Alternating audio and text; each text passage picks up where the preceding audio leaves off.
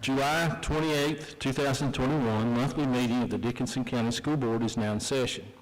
For the record, I'd like to recognize that all of our school board members are present. In addition, Tanya Baker, Board Clerk, Scott Mullins, School Board Attorney, and Mrs. Robinson, Division Superintendent. At this time, would you please stand for the Pledge of Allegiance and moment of silence? I pledge allegiance to the flag of the United States of America and to the republic for which it stands, one nation, under God, indivisible, with liberty and justice for all.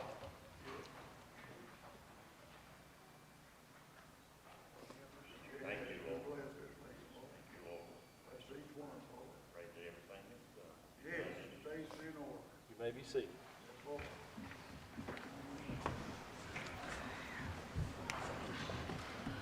Board members, we have the agenda for tonight's meeting. Are there any additions or changes to the agenda? Mr. Chair, we have none. Do we have a motion to approve the agenda? So moved. Second. All those in favor, please say yes. Aye. Any opposed? Please say no. Motion carries. That brings us to public comment. On behalf of the school board members, I would want to thank for every one of you all, individuals, for coming out tonight and taking time out of your busy schedules to be with us. Mr. Hicks, will you please read the guidelines for public comment? Sure. Guidelines for public comments at Dickinson County School Board meetings.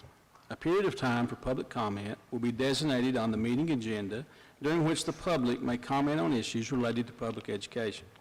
The Dickinson County School Board believes that the citizens of the county should be heard and that this is an acceptable format for receiving public comment. After the public comment section of the meeting is closed, the public shall not be allowed to participate in general board member discussions regarding agenda items. Public participation with the board members regarding agenda items can be disruptive, and the practice is prohibited by Robert's Rules of Order. It is the desire of the school board to treat each member of the public fairly and equally. Allowing one individual to participate while excluding others is unfair. The board may hold such public hearings as may be necessary to allow the public to more fully express their concerns, or the board may place the public comment section of any meeting at the end of the meeting to allow additional public comments. While we do not wish to restrict the free expression of opinion, we feel that certain restrictions may be necessary so that the order and reasonable standards of decorum may be maintained. We ask that the following standards be adhered to. The speaker will be recognized by the chair. Each speaker will be limited to 5 minutes. Speakers will refrain from the use of vulgarity or profanity and will avoid negative or embarrassing comments directed toward specific children or students. Board members should not respond to issues presented by speakers unless clarification is necessary. Matters of concern raised under public comment will be referred to the proper official for investigation and future board consideration if necessary. Mr. Setzer, will you please be our timekeeper?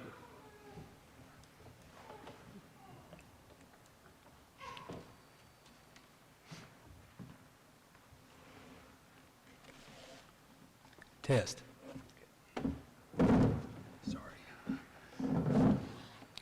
Kathy Muzik. For public comment, we would like to recognize Kathy Muzik with VPE.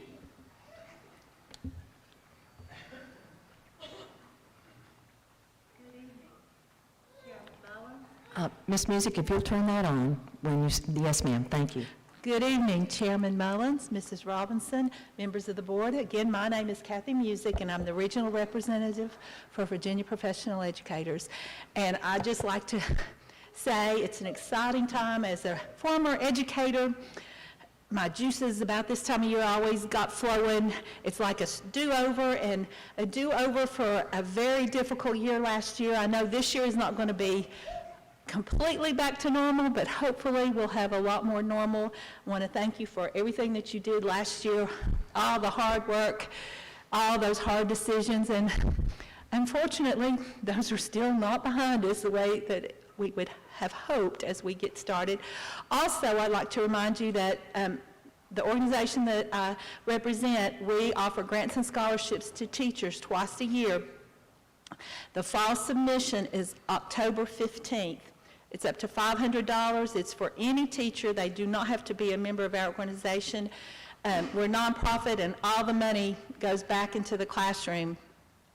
Twice a year we do that, and I'd be glad to help anybody write a grant. If you have a new teacher that needs things in their classroom or somebody that wants to take a class, it's a great opportunity to get some extra funds for that. So thank you again for all you do, and if you need any information, I'll try to bring brochures so you all can pass them around. Thank you. Thank you. Thank you.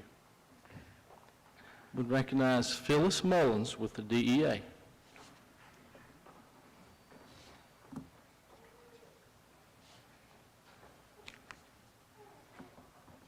Good evening. I'm glad to be here this evening, and I've had a pretty busy last couple of months. I have been spending my grant money from the VEA on getting ready for the new school year for our members and new teachers and things.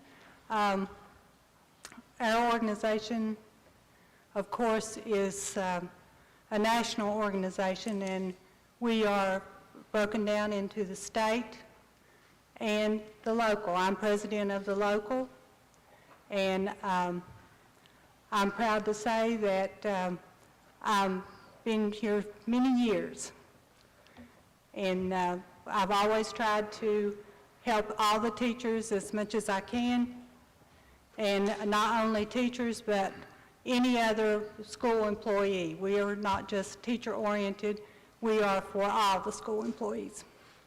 And I'm looking forward to the new school year beginning, because I'm hoping it's going to be a whole lot better than last year. And I appreciate everything you do, and thank you very much. Thank you. Thank you. Is there anyone else that would like to speak for public comment? Yeah, I would. Okay.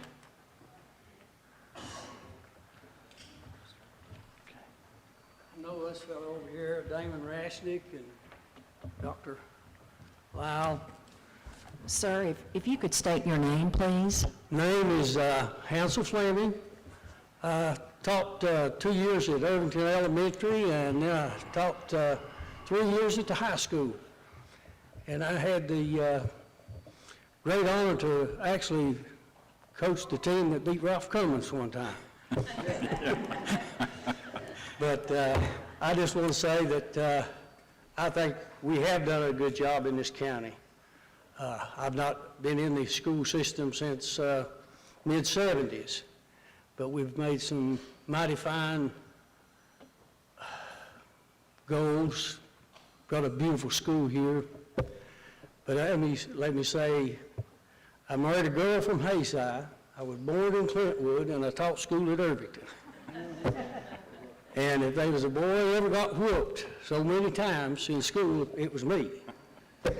Damon Rastick was one to help me in JV basketball, just about every game, every practice, also track. But my heart is in this bathroom deal that we're going through. When I went to school, first grade, once at Hutz, we did share a toilet together. You know, it was a wooden toilet, and they were like 1, 2, 3 holes in it. You got to sit there with your buddy and take a poop or a pee. So, but we had one of them for the girls, and we had one of those for the boys. And that's the way I would like to see our county do this. And what I know of all you people I'm looking at, and everybody that's in this room right now, that's the way we want to keep it. Yeah. Thank you all.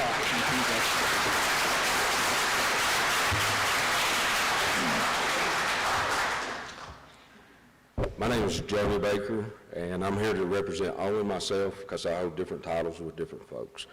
But the biggest title I have, and the only one that I really care about, is being a dad.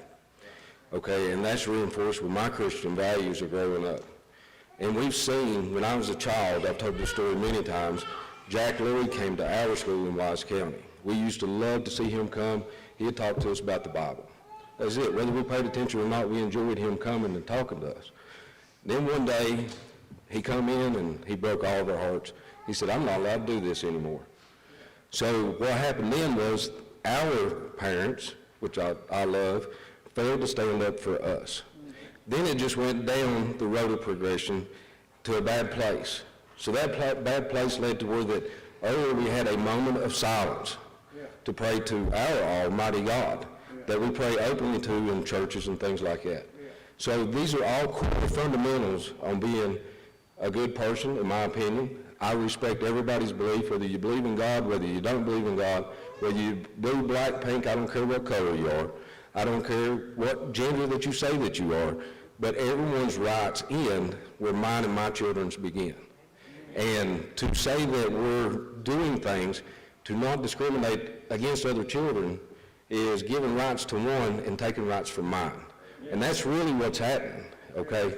So I understand this from a legal perspective, from the government down. I understand that. I understand each one of you are in a hard spot. And I'm speaking for myself when I say what I'm about to say. Last year, law enforcement was under the scope, and people were asking law enforcement people, right, myself included, won't mention names, sheriffs, saying, if they pass an unconstitutional law, will you or will you not enforce it? Our good sheriff said, no, we won't. We will do what's right for the people, because that's who put us in charge. That is a hard stand. These are not easy times, as we see across the United States. But there's good people here in Dickinson County. There's good people on this board. There's good people in Wise County and the adjoining counties. But we have to join together, and we have to do what's right, regardless of the consequences, because that's what you all have taught them in school. I understand some of you's been in school as principals and teachers and things. We tell our children, I tell mine, do what's right no matter what. Well, are we going to lie to them, be proven to be liars, by turning around and saying, now you don't have to because someone bigger than you said not to? You know, the Bible's full of stories, I'm not getting into that, but we are supposed to make stands. We're supposed to lead by example and show these children that we're going to do what's right, no matter the consequences. So I ask all of y'all to please consider that and do what you know in your hearts is right. Thank you. Thank you.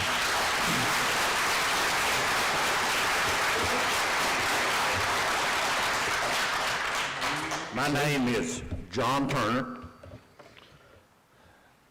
and I think you all are doing the best job that you can do, Mrs. Robinson, the school board, but I want to stand in opposition to any changes that you might want to make. I think the boys are boys, and I think the girls are girls. They make bathrooms for boys and they make bathrooms for girls.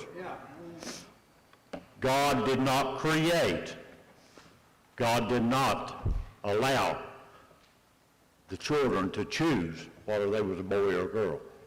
You're either born to boy or you're born to girl. And the question I want to ask you today is, if you change your policy, will you allow a boy to go into a girl's bathroom, or will you allow a girl to go into a boy's bathroom? Think about it. We as individuals, as parents, and I'm going to tell you right off the bat, I do not have no children. I've never had children. God never allowed me that opportunity. But I want to stand and voice my opposition to any changes. I vote no. I encourage you to vote no to the proposals that might come before you. Thank you.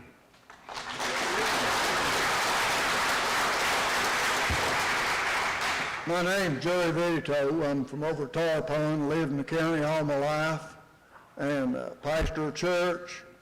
And all this really comes down to is just having a little common sense, don't it? I mean, you don't have to be an Einstein to figure out if you're a boy or a girl. It should be pretty easy to tell here. And I think our children know what they are. I know one time there was a little girl said, I wish I was a boy. And his mom said, well, I'm sorry, but you're just exactly what God wanted you to be. and you're stuck with it. You know, you are what you are. And can we not just leave that alone? You know, common sense all it takes. Don't have to be Einstein. Thank you. Thank you.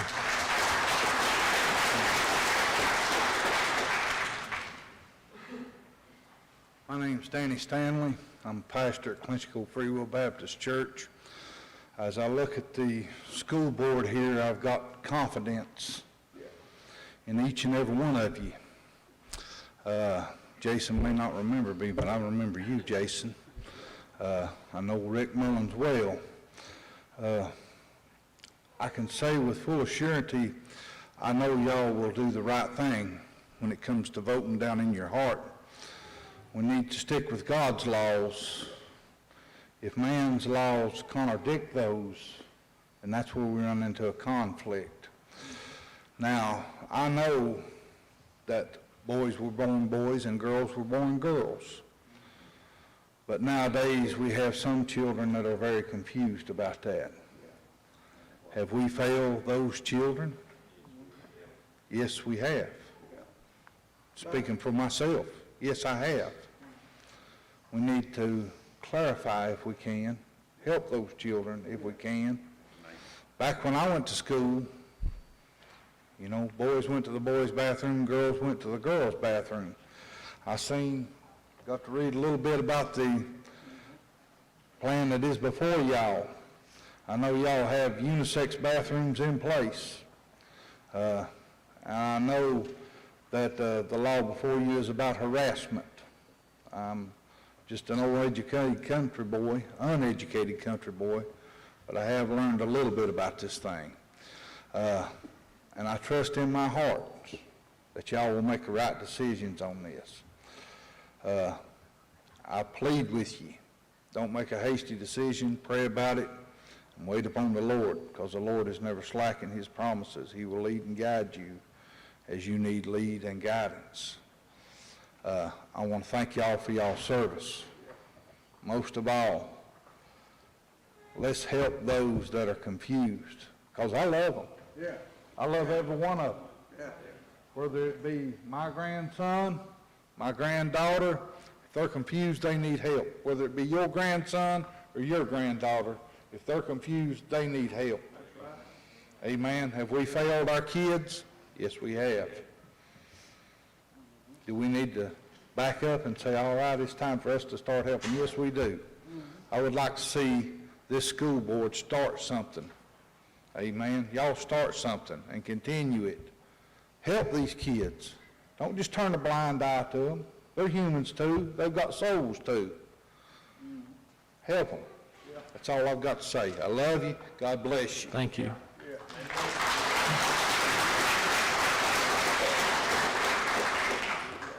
Would anyone else like to speak?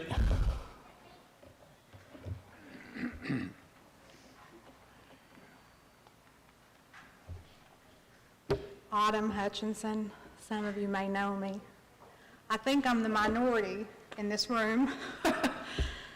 I was born in Hayside, and I graduated from Hayside High School, and I moved when I was 17. And I spent 20 years as an Air Force wife, raised 3 military brats. I think there's been commentary that Uncle Sam don't like liberals, but I'm here to tell you he does. But what I always told people, I lived in North Carolina, South Carolina, Portugal, and Hawaii. What I always told people was, I'm from the southwestern part of Virginia, the Appalachian Mountains. Yeah. I'm telling y'all, no one loves this area more than me. I can promise you that. And I bragged from the Atlantic Ocean to the Pacific Ocean about what wonderful, loving, caring, accepting people we were. I said, anyone in Southwest Virginia will open their door to you, make you a little cornbread, invite you in for coffee. But I don't think that's true. The last couple years, since I moved back, and I promise you, after 20-some years, I raced home. I couldn't wait to come back. But we're not loving. We're not accepting, unless you're like everyone else. But if you're different, you get a rally of people telling you you're not wanted. That's what you get. And I love hearing these folks stand up and say, it's out of love. I love transgender people. They're confused. Well, let me tell you a story. I have a very good friend that is transgender. And I've known him for several years. He would not hurt a fly. He is loving. He is caring. He is kind. Now, does he get that in return living in Southwest Virginia? He absolutely does not get that in return. Quite the opposite, actually. I watched the Russell County School Board meeting, as did he. And I heard a lot of people stand up and talk about God and talk about Jesus and talk about this is not from hate, this is from love. We love these people. You want to know what he said after that school board meeting? This is someone in Southwest Virginia after the Russell County School Board meeting. Do you want to know what he said? He said, you people, meaning most of these people and the school board, you would rather see me dead than let me use a restroom. But that's how we're making people feel by the message we're delivering. It's not love.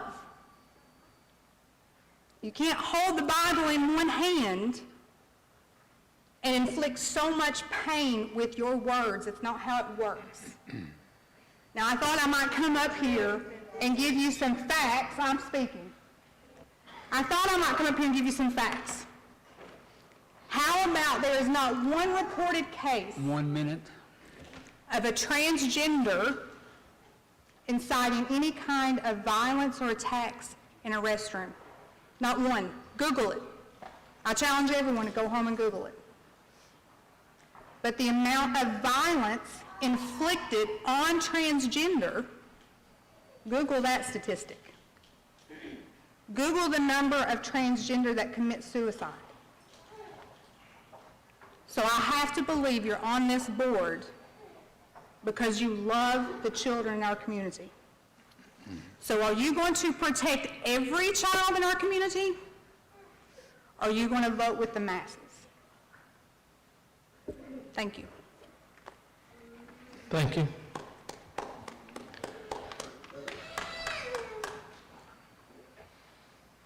My name's Larry McCoy. I was raised here in Dixon County.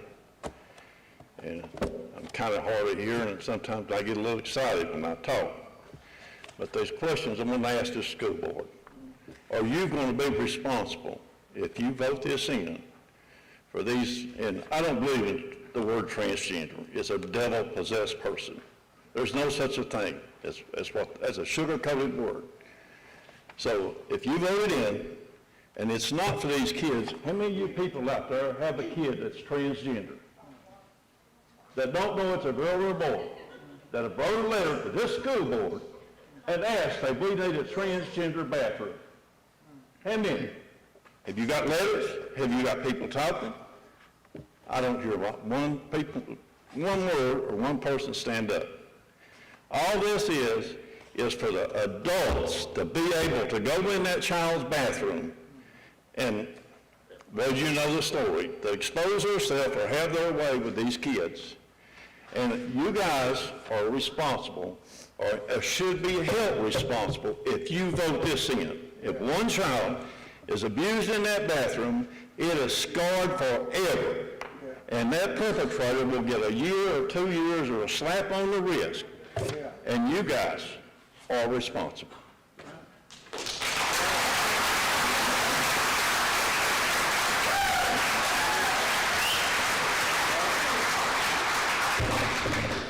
My name's Eddie Rose, and I pastor a church too. And I know Jason, Rick, but I've never, to the woman that just spoke, I've never heard one pastor ever say they hated a transgender. Never have. Absolutely not. Because you know what? But evidently, she has never read the Bible. But I'm going to tell you something. I don't know if y'all know what abomination means. But the Bible says that's something that God hates. Now listen, transgenders, homosexuality and all, the Bible plainly says is abomination to God. And anything God hates, they will never see the gates of glory. I thank you. I just wonder if you need to sit down and read the Bible.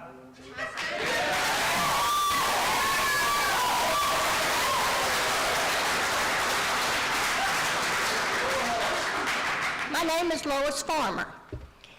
We need to live by God's laws.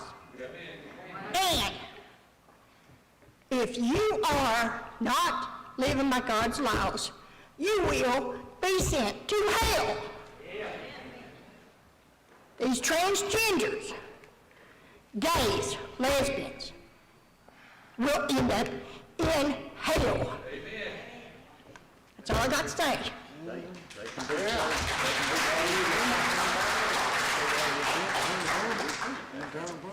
Hi, my name is Hailey Fleming, and this is my son Braden. This is my daughter Emberlyn, and they will be going to Dickinson County Public Schools. And I'm here, I'm probably the youngest person in this room that has children, probably. And I grew up in the time where, transgender and gays, that's acceptable, and that's fine. I'm a Christian, but I don't necessarily believe in it, but that doesn't mean we should discriminate against them. But with that being said, I think someone else mentioned it, that if you go through with this, you're stripping away the rights of my children for other children. And how is that still fair? To me, my son's almost 3 years old, and he can tell you that he doesn't want to use the bathroom with a girl, and he's 3. I don't let my kids bath together. She's a girl and she's a boy. Yeah, they're little, but that doesn't matter. My dad, he works in a prison, and I think Autumn said something about it's not likely for something to happen in the bathrooms, but he works in a prison, and they are people, 1 in a million. That's one too many for me. And I don't, aside from my Christian beliefs, I don't think that it's fair to my kids, and I'm standing against it, and I hope that you all will too. Yeah, okay.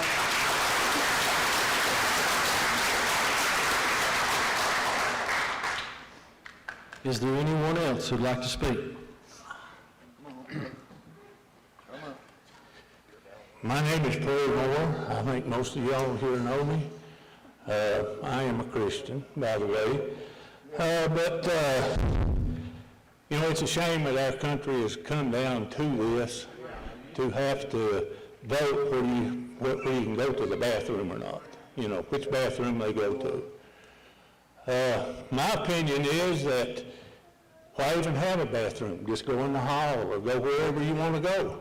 Be the same difference, Why, if you don't make a designation between boys and girls, and you might as well just go over in the corner somewhere.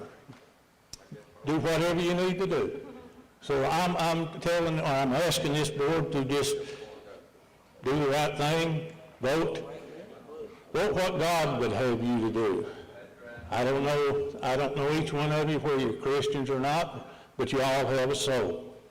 Everybody has a soul. Those people that we're talking about are having souls. I don't know that I've ever met one.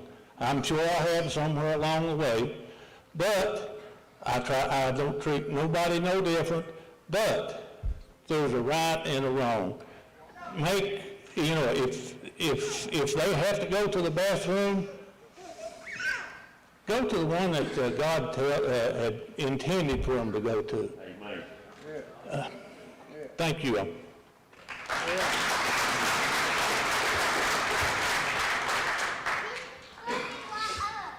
Yes, my name's Serena Phillips. Let me start off, I've never spoke publicly before, a little nervous. Did not plan on speaking publicly today, but I feel like that I have to get up here on behalf of my children and say something. I raised my children. Do I believe, I do go to church, my grandfather is a preacher, I've been raised up in the Christian household.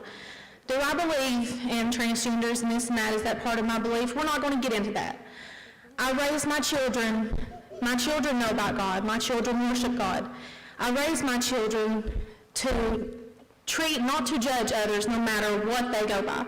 Not the color of their skin, not the gender that they identify by, their judgment, along with mine. I have my own judgment. I'll face my judgment day one day too.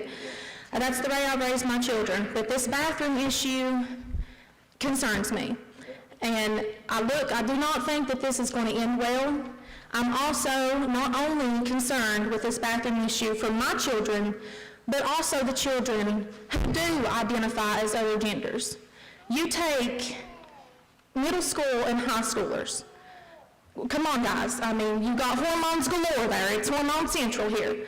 It's not going to end well. We all hope that it will. There is a solution, but this is not it. I really, really genuinely worry for all of these children in this situation. And there has to be another way. Another part, not only the bathroom situation, I would like to also say about these teachings that they're wanting to teach our children.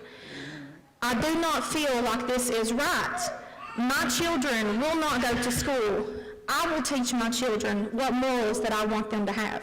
As I said, I teach my children not to judge others, to give help where help is needed and give love to everyone, to not judge others because they will also face their judgment day for what they are to be judged on when time comes, to make sure that they walk their straight life and worry about themselves in that way.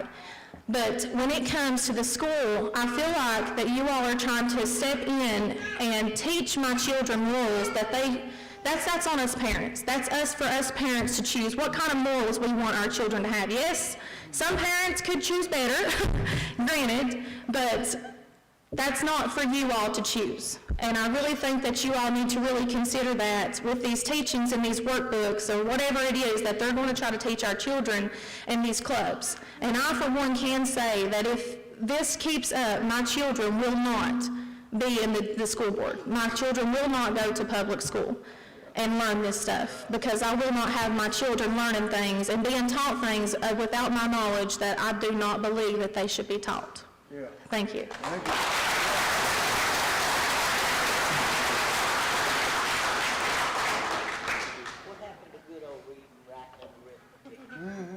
Yeah. Don't teach that anymore. How long do I have? 5 minutes, sir. 5 minutes? Okay. My name's Joe Bailey. I've lived here in Dixon County almost all my life. A couple of times we left the county. My father did for work reasons, but we came back. I went to school here in Dixon County, graduated. Mr. Reisnick was one of my teachers. I'm an ordained minister. I believe the Word of God. I trust the Word of God. The lady's talking about no love. I don't know of a single Christian that would be mean to somebody who was confused with their sexuality or not. They probably informed them that they were wrong, but that's not being mean to somebody. I mean, I've preached a long time. And I've had people mad at me several times because I told them the truth. I'm long-winded. You might have to tell me when my time's up, but not just this trans thing that's going on. I've got 3 grandchildren in Dixon County schools. I don't want my granddaughter to be in the bathroom and a male come into that bathroom while she's there. They may be confused, they may be thinking they're all right, I don't know. But I had one grandson and he's still going through therapy, and it's not something that I really talk about, but he was so insecure in things going on in his life, he had threatened to hang himself. And there are a lot of children out here that's confused.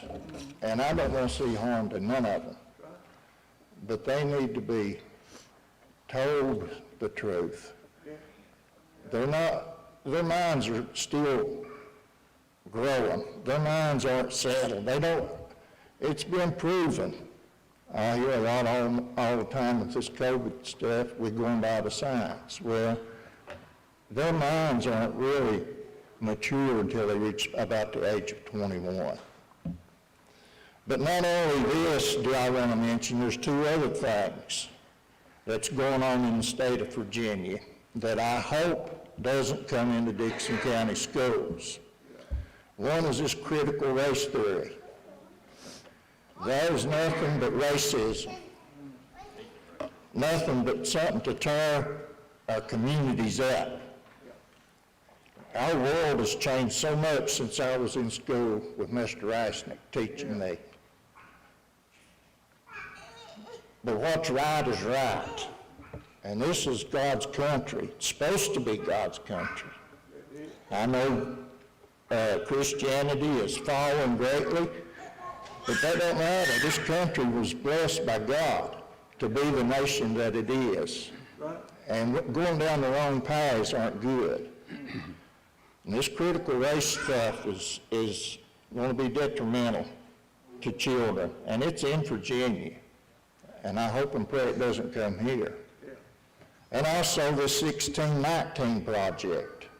It's in Virginia schools. And that's completely turning history upside down. It's not based on history. It's based on like critical race theory. It's racist. And You have 1 minute, sir.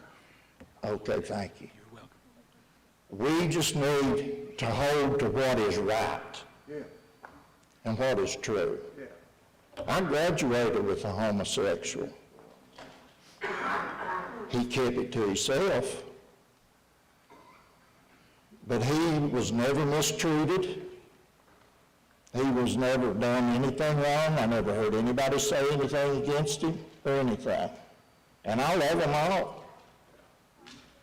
And the ladies talking about the hate, they can come to me anytime they want.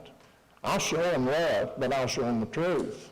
And if telling somebody the truth is hateful, well, I guess I'm going to be hateful, because that's what I have to live by, is the truth.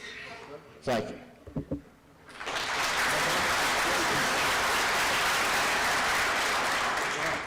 Hello, my name is Valerie Marshall. I'm a lifelong resident of Dickinson County. I'm not a very good public speaker. I didn't know what I was going to get over here and say, but why are we even having a conversation about which bathroom a girl can go in or a male? Why is there even this confusion?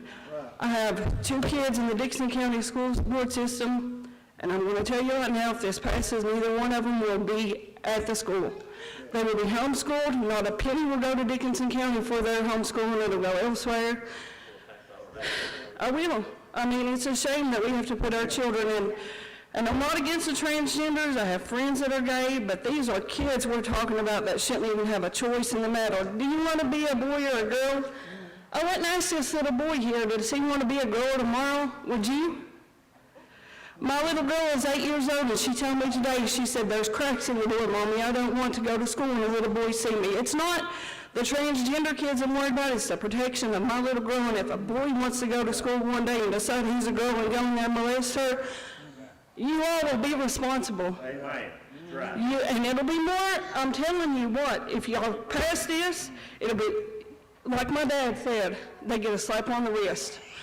Molesters need more than a slap on the wrist. And in Dickinson County, if you pass this law, if somebody touches my child or a child I know, you're going to get more than a slap on the wrist. And we talk about love. I love everybody, but that does not mean that I have to like it. Boys are made boys, girls are made girls. God made it. We shouldn't change that. When we go to changing that, we're changing God's word. And I'm not here to preach to you. I'm not a preacher. I don't go to church every Sunday. But when you go to messing with this stuff, you're messing up the world. I'm not raising my daughter in a world where this is in any way right. because it's not. And I mean, I went to school at Irvington High School, and if a boy was to go in the girls' bathroom, it was to do something bad. You're going to tell me that that's not going to be in a man's mind now? You don't have, it's not just the transgenders I'm worried about, it's the men with alternate motives. They could be stalking a girl for months and months and say, well, I'll go in the bathroom today. I'll say, instead of Jack, my name is Jill, and I'm going to go in here and have my way with this little girl. Or you have teenagers that go in there to have sexual relations together and other people in the bathroom with them. You know what I'm saying? A boy can say, from what I understand, is a boy can say one day he's a boy, the next day a girl, the same as a girl and a boy. I'm here to protect my child. You know, I raise her at home the way that I feel like I need to raise her. It's not y'all's place to come in and take away that we raise our children. It's your place to teach them math, health, the things they need in this world for jobs. It's my job to teach her how to live in the world. And yeah, I teach her to accept everybody. There's not just bullying in the transgenders. There's bullying everywhere. There's bullies for what kind of clothes you wear, what your hairstyle is, what kind of shoes. There's bullies everywhere. The only reason this is an issue is because they're making it an issue. I mean, it's passed down from the government down to here, and if the parents don't take a stand for our children, who's going to? That's all I got to say. It's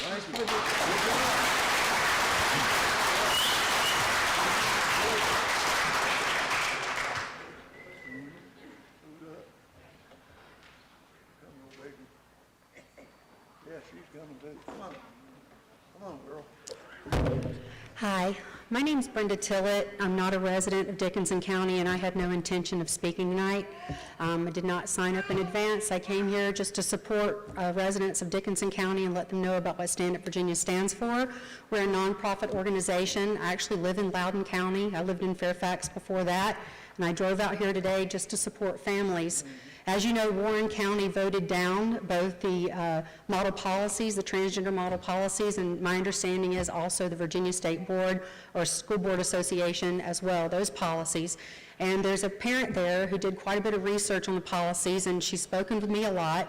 And so I just want to share with you some of the things that she talked with me about. And you guys have, and ladies, have probably the most noble role of all the elected officials in Dickinson County, because you all control what happens with children, and children have soft, malleable, tender-hearted, sweet minds. They become the leaders of Dickinson, the leaders of Virginia, and all of these parents are concerned for different reasons about their children, some of them for religious reasons, some of them for other reasons, but I'm here just to talk to you about facts. And I've heard that some school boards have voted into effect the Virginia School Board Association's policies. If you look at the very first page of the policies, it states the Code of Virginia 1950 as amended 22.1 to 23.3, which states that that is the transgender model policies that have been put down by the Department of Education. So if you vote for this, you are selling your soul to the Department of Education. You are agreeing with that policy, which states in the first paragraph that you will concur with any roles or any models that are put down by the Department of Education to Dickinson County. They own you. If you, in converse to that, if you vote into effect the Department of Education's 22.1 to 23.3, you are then voting in all of those model policies.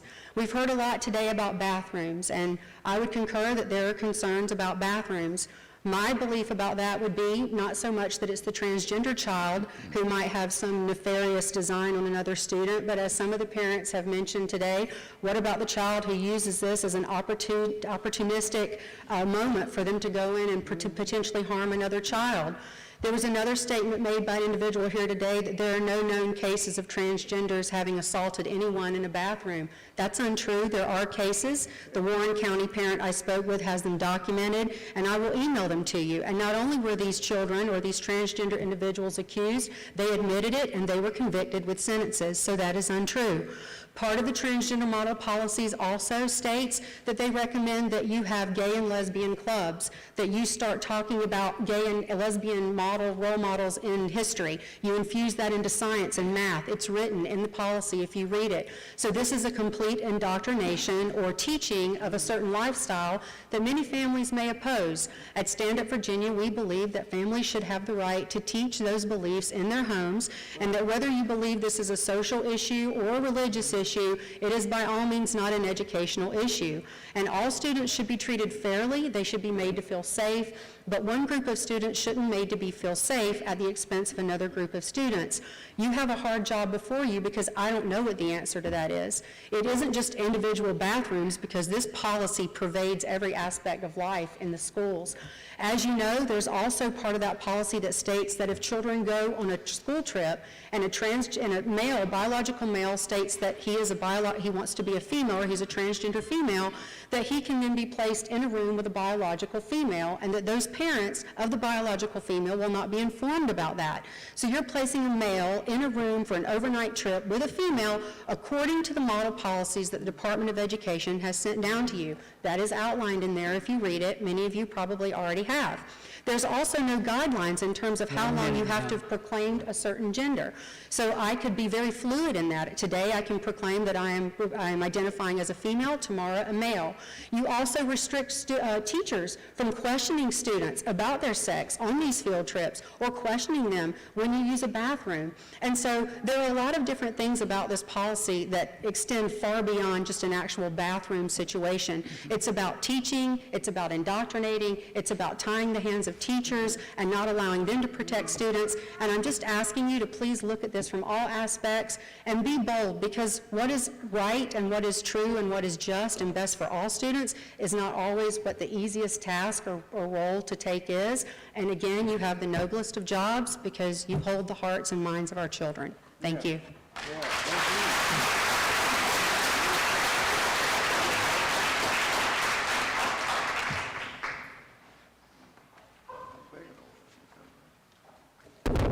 Yes, my name is Cody.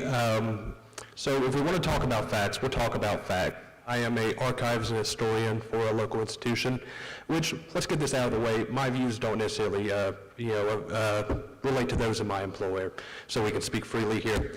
So we'll talk about facts. 1941, a young black man was killed because he used a all-white water fountain in the state of Virginia. Over our history, we have used policies and laws put forth by generally religious institutions to trample on the human rights of other people. That is a simple fact of the matter. If anybody wants to see proof on that, stop by. I'll gladly provide the history for you. This is the same case over and over again. This is not a bathroom, just like it was never about a water fountain. This is about children who are out there alone because areas like our area want to alienate them for what? For religious beliefs? You can have your religious beliefs. But just like someone else said here, a homosexual who kept it to themselves, I would much rather you keep that to yourself. Your religious beliefs do not belong in my school system funded by my tax dollars. You have every right to your religious belief, but you do not get to impose it on the government or the public here. I ask that everybody just be cool. Let's just let these kids live, because here's another fact for you.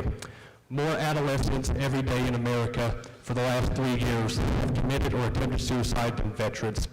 If we are putting our children through more hardships than we are our men and women who go to war, then what does that say about the populations of these areas with the highest suicide attempt rates? Thank you.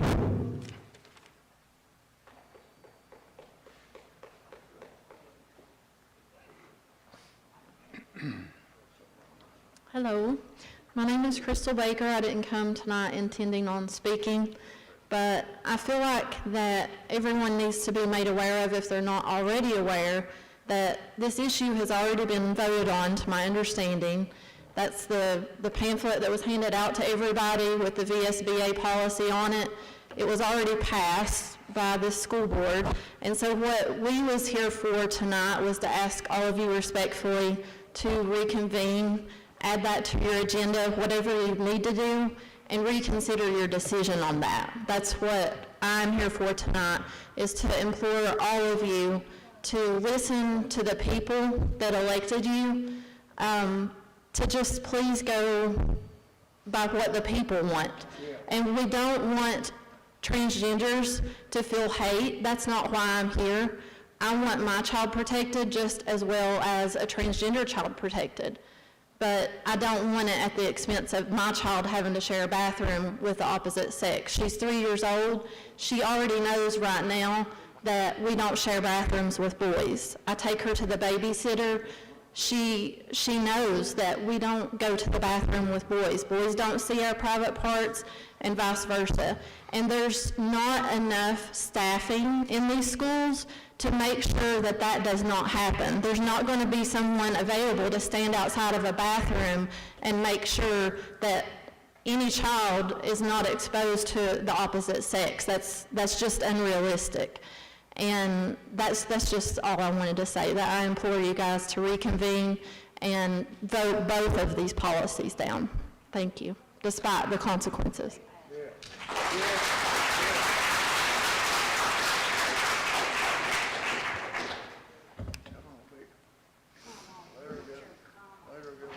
My name's Denver Kelly. Jason went to school with him back in the 80s. And if I went to the girls' bathroom back then, I can assure you I'd only went one time. I don't even know why we're here, guys. This is the craziest thing I've ever heard. Common sense. The Bible tells us. I love this lady. She got up here and said, nobody loves you. You're welcome to my house.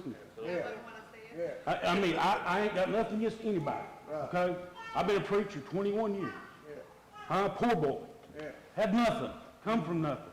But I'm a millionaire now. Because my father owns the dog. My father loves you. He don't want no bad for nobody, okay? I welcome you to come to Lick Creek Church. There's a seat for you there just like me. We welcome you just the same as anybody else. I've got them in my family. But we stand here as a community. All these people I know. This place should be packed. Amen. You know, if we pass this, guys, what's next? That's right. What's going to happen next? Would you let me come to your house and walk in the bathroom with your wife? You girls, young'uns? Think about it, guys. You would not. You would not. You wouldn't go buy a bull and expect to get milk, would you? You wouldn't go buy you a chicken coop full of roosters and expect to get eggs, would you? When you're born a male, you're a male, Rick. When you're born a female, you're a female. And that's just the way it is, guys. I don't understand. What would Doug Mullins and Mr. Smith done if we was in the high school, Jason? What would they do about this situation? They'd have beat your tail. That's what we're lacking today is a little tail beating. Yeah, they don't want to discipline their kids anymore. Teach them right from wrong. I raised two of them. I raised a girl and a boy, and they know they're a girl and a boy.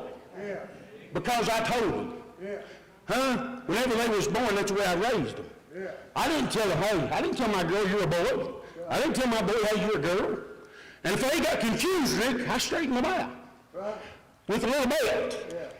You know, that's what we're lacking in this community anymore is a little Bible and a belt. Hey, guys, common sense tells you now. Hey, I went to school when I was 11th grade, got smart teachers and quit. Teachers told me I couldn't make no money looking out a window. Whenever I quit, I was making $50,000 to $60,000 a year. I was making more than they were. But I didn't have no sense. They said I wasn't smart enough. You can have all kinds of sense and you can have all kinds of schooling and still not be smart. Okay? God bless you. I love y'all.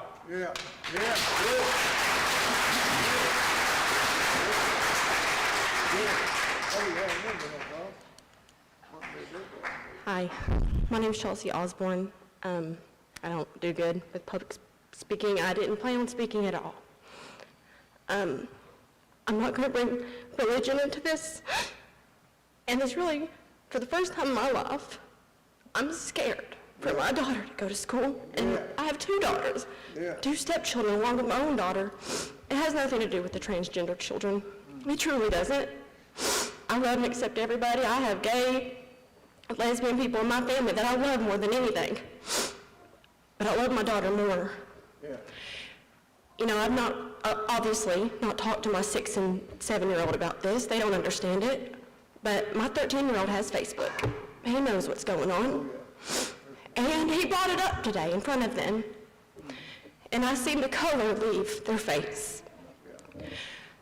They had tons of questions, and I tried the best of my ability to, what I am educated on, to educate them about it. They don't understand. They truly don't. They looked at me, quote unquote, and said to me, and this is why I'm crying, and this is why it breaks my heart. They said, "Mommy, I'm scared to go back to school."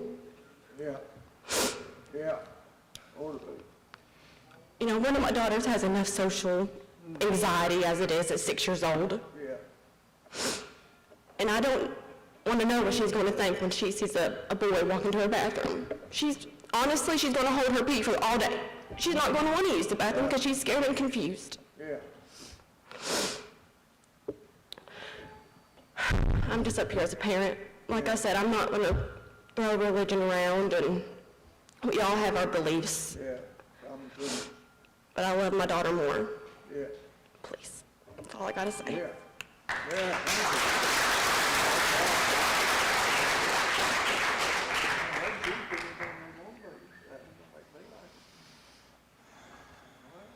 Hello, guys. My name is April Spiro.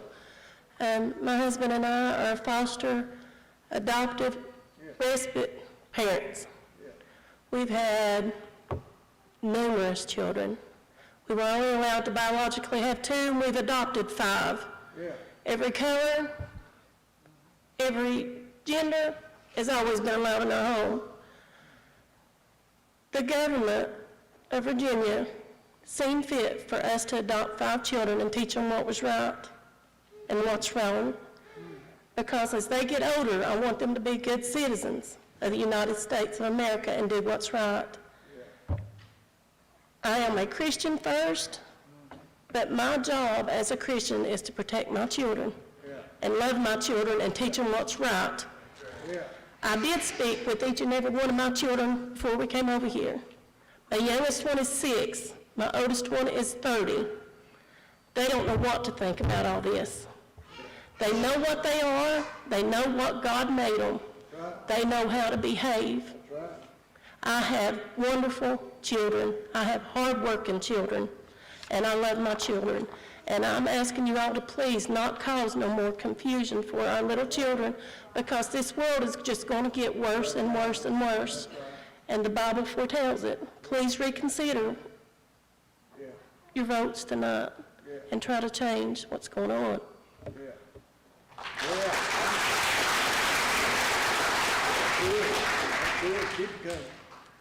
Hi, my name is Emma. I'm a senior in Wise County. I did not plan on speaking today, but I had the urge to.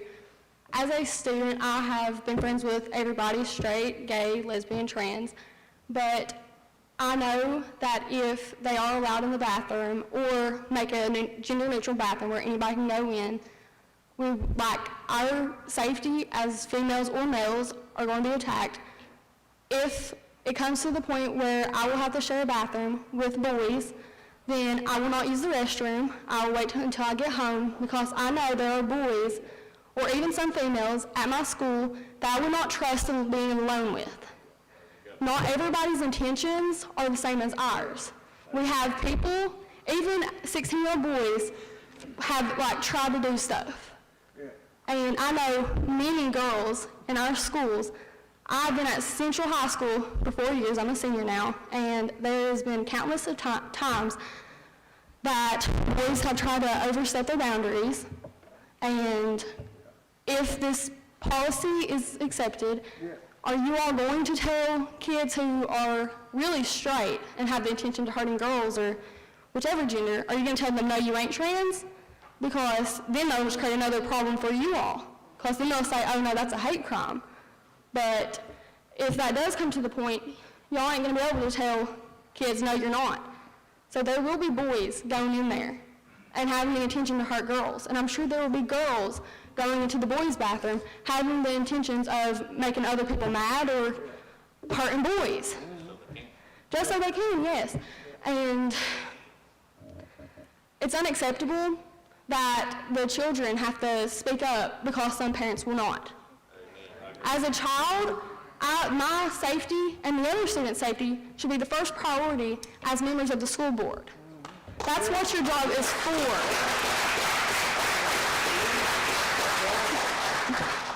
You all got here because the parents put you in. So if y'all, I'm going to do this as respectful as I can, if y'all want to be here next time, then you have to listen to these people. Because I'm not able to vote right now, but I will be one day.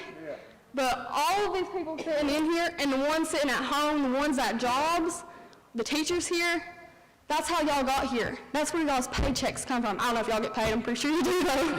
But I know I'm not the most educated for this, and I know I'm just a child, but if I have to stand up and speak for the concerns of my fellow students and my siblings, then I will. Because as a young lady, and I know what, like, I have had boys try to touch me in school, other students, and I'm not lying, I'm not just saying this, and it's not even from the safety of other trans students or from seeing other students. It's the safety. That should be the first priority. And you're supposed going to school should be safe. That should be an escape from parents and everything else that have issues at home. But you're going to go there and have to worry if I'm going to be assaulted in a restroom where I'm there to learn. And if this happens, I promise you there will be kids having sex in the bathrooms. I already go into the bathroom and see girls kissing. And that's what I see. And they won't be bullied. A boy will not be bullied if he's just going into the bathroom. If he says, I'm trans to go into the bathroom, he will not be bullied. He's going to be called smart because he's cheating the system. He's going to go in there and have sex. The teen pregnancy will increase. The number of cases We have 1 minute left, ma'am. Okay. The number of cases of sexual assault and rape will go up. Teen suicide will go up. And we had a vaping problem at Central, and a teacher was supposed to be standing outside, but I assure you there was not going to be someone there at all times. And people still got about with vaping. I know kids that's cheated the system already and went and had sex in rooms. It's going to happen. And if you all want your kids' safety, as I'm sure many of you have grandchildren, I would really rethink y'all's decision. Thank you.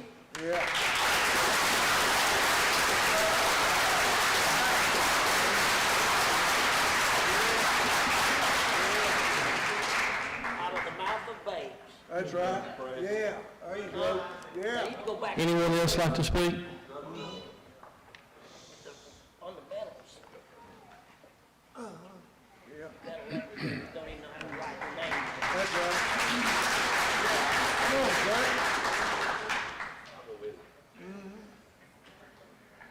Good evening.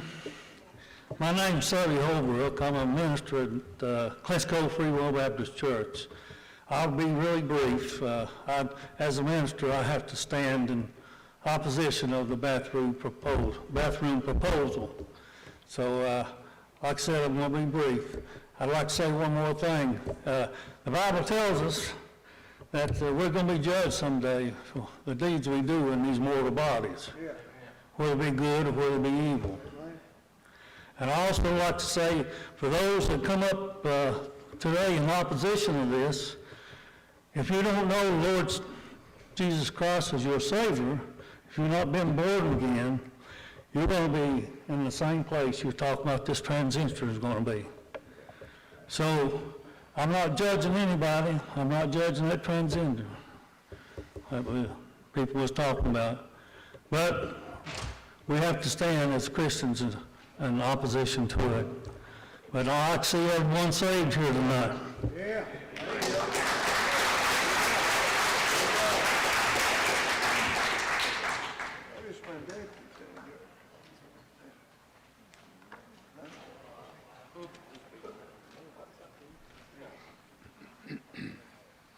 Hello.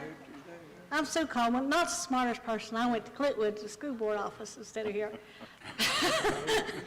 But anyway, I talked to my children, and I have one in the middle school, one in the high school, and I asked them what their opinion was. And they sort of said, well, if a girl comes in my bathroom, we'll laugh and we'll watch. But they both have girlfriends, and they said if a boy goes in their bathroom, there's a fight on. Yeah. Mm-hmm. Yeah. There you go.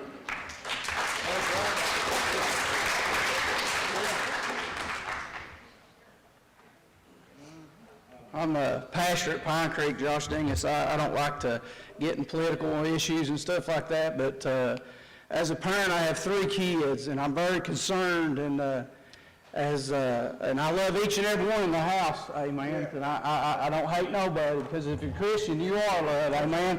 And Jesus Christ is love, and I know you have hard decisions, amen. We all face tribulation on this earth, but I have 3 kids, amen. I have a son that's 8-year-old. I'd be embarrassed to tell him when I'm going tonight, to tell him, because he knows he's a boy, amen, and my 2 daughters know they're girls, amen.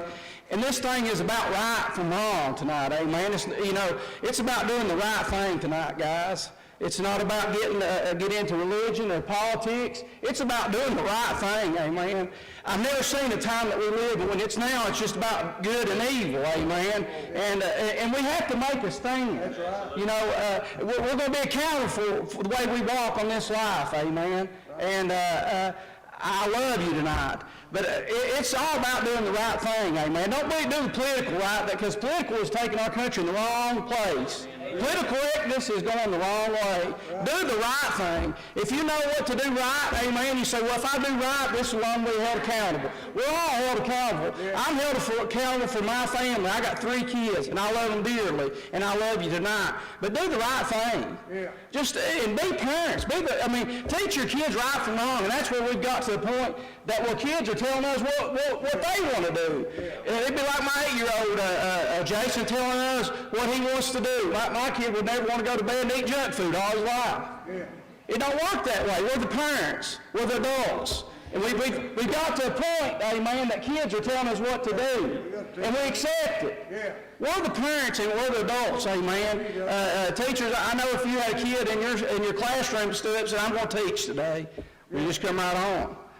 Amen. He may not teach in the right, proper way, and that's where we got to a point.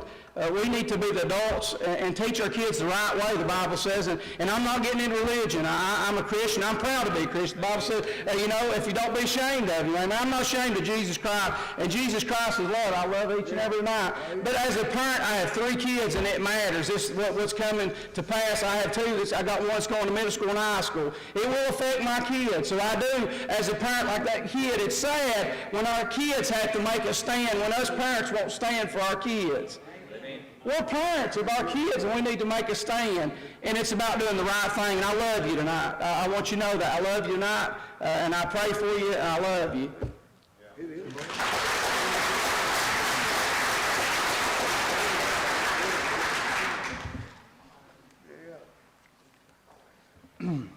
My name is Mike Mead. I live on Sandy Ridge. I'm a Christian, believe what the Bible said back in the beginning.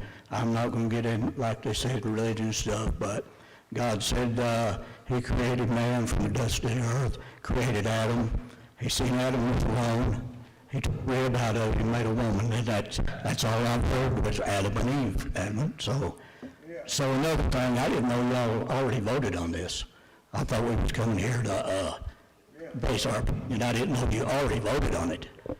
And I heard some details yesterday, I believe it was. I wished I had the judge's name and where it's in Virginia, and you do not have to vote for this. They will not take your state money away. The county can make their own rules. You don't have to do what Governor Gordon or the others say. Thank you. Yeah, good job. You still get your money.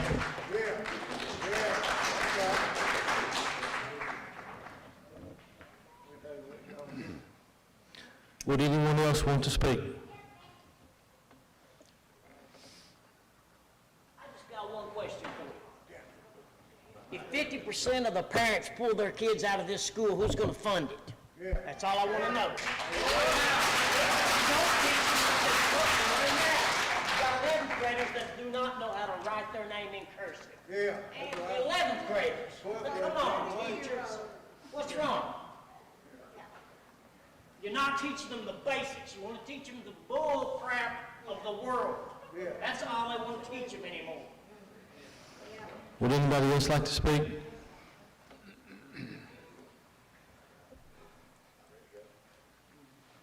Thank you all for the opportunity. My name's Roy Sutherland. I have 4 children, and it's going to affect them greatly. You know, we all have decisions to make, and I'm not going one way or another with the way a lot of people's going, but I have looked into the eyes of some of these people that they have talked about.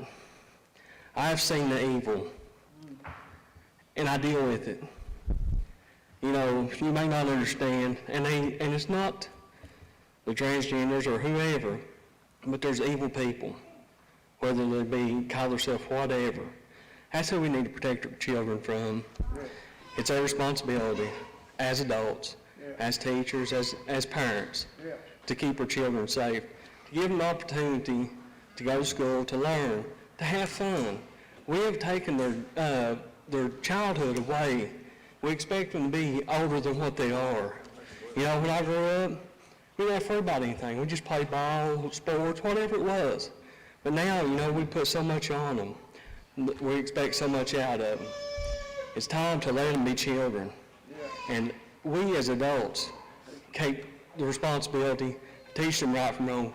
We as adults are there to protect them and keep them safe. It's not their job to have to go to school and worry about if they're going to be able to be safe or not. I just want to thank you all for the opportunity to come speak.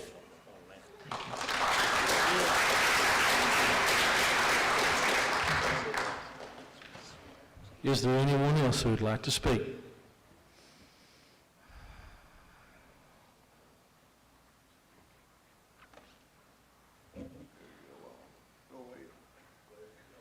My name's Oliver Hill. I've lived in this county all my life. And all I want to say to you, I don't know none of you personally, but I pray to God that you'll do the right thing and say the right words, because if you don't, you'll answer to God for it. I answer to God for everything I do, and I just pray that this will be going in the right direction, that we can have our children, my grandchildren, great-grandchildren, that they'll have the opportunity to do the right thing and be taught the right way.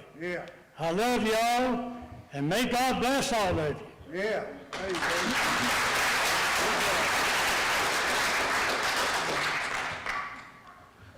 Is there anyone else who'd like to speak?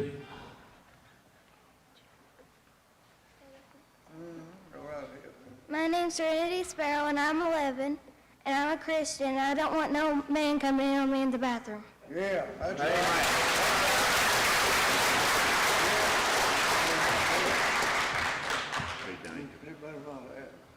Hey, I'm like everybody else, I wasn't gonna speak, but Bub's sitting over there saying, "Don't fail me. Don't fail me." That's all he said all night, "Don't fail me." Well, like the young woman earlier, I went to school all across Virginia, everywhere. And I ran back to Dixon County.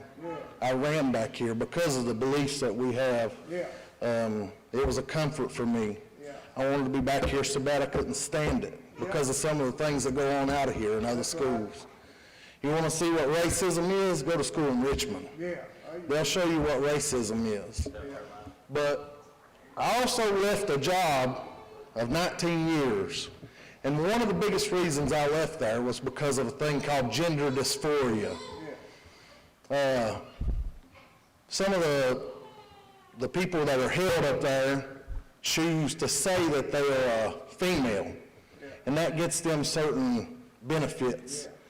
And I feel like by opening this door that you apparently have already voted on, it's just opening the door for a world of other trouble. Not only for our children, but for you all. for the teachers, for everybody, because you're not going to be able to stop it once it starts. Once it starts, it'll not stop. At the bathroom, it won't stop at all. The same thing is happening up here on Red Onion Mountain. You can't say a word to one of them men up there that choose to be a woman today and a man tomorrow. Right. They're calling it gender dysphoria. Well, I don't have gender dysphoria. I know that you're a man. I know you're a woman. He knows he's a little boy. He's been taught that from day one, just like they said earlier. He knows he goes to the boys' bathroom. Now, if you open this door, it's nonstop. I don't have gender dysphoria. If somebody needs to be treated for gender dysphoria, it's not that young man right there. And for him to go to school and worry about a girl coming into the bathroom beside him, it's going to make him nervous. It'll make him hold his bowels all day.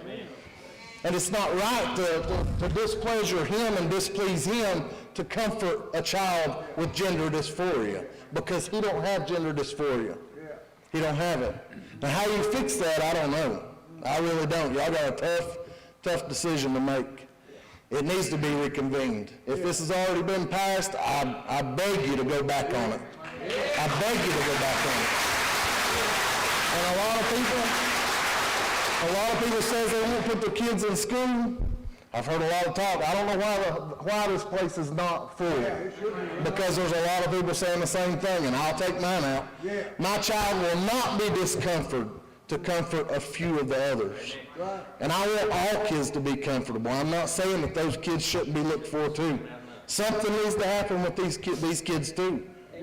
But you can't discomfort the majority to comfort the few. And like somebody said earlier, I mean, somebody has to be unhappy. Who's it going to be? The majority of people? The majority of people? Or just a few that we need to reach out and try to help somehow?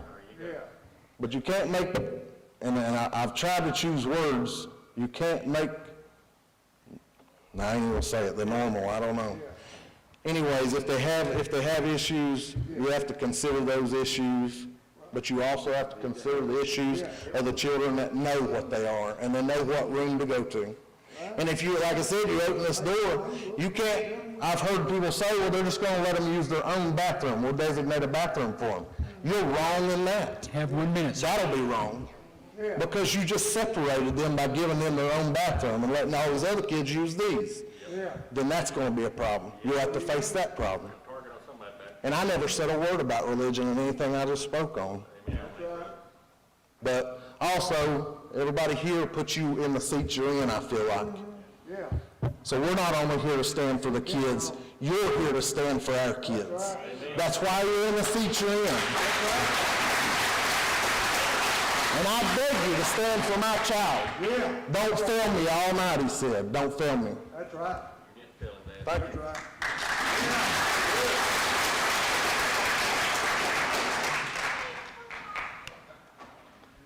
Anyone else like to speak?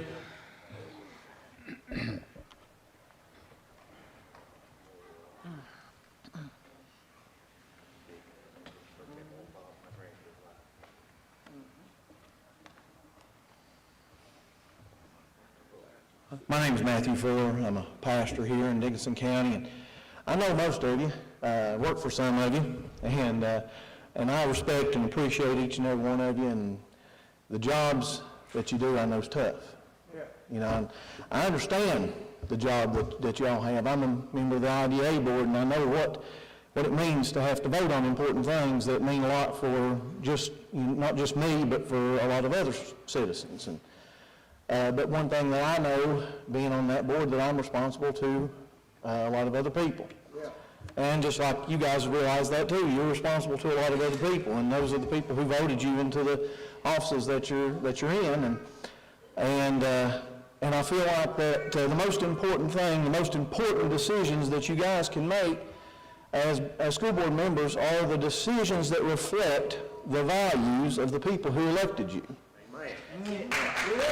Just like when we elect members of Congress, we expect them to represent our opinions and our values here in the district that we live in, and it's the same thing with the school board members.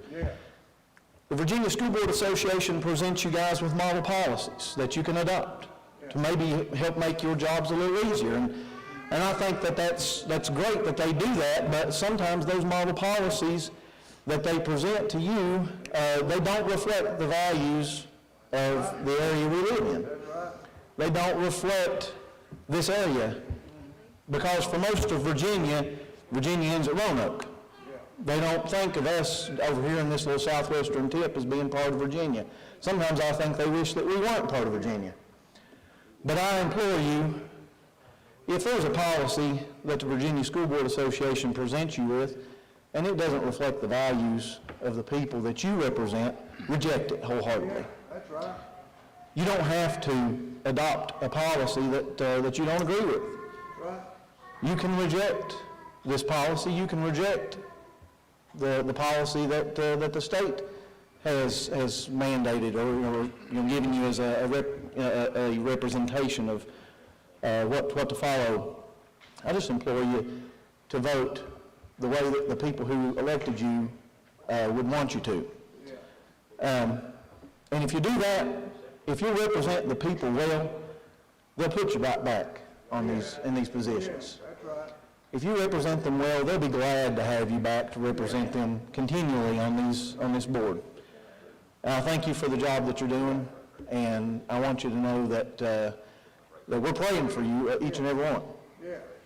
And this school division is in our prayers, but I do implore you to listen to the people. Thank you. Thank you.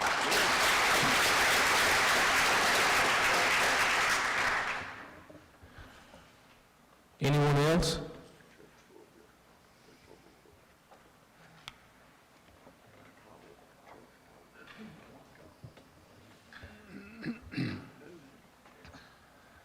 I'm sorry, but you cannot be a true Christian and vote yes on this. Are you? Come on down. My name's John O'Quinn. I had no intention on speaking tonight. I actually even told my wife I needed to just stay at the house, put in a dishwasher, and I told her she could come on up here, but I just want to read a couple of verses out of the King James Bible.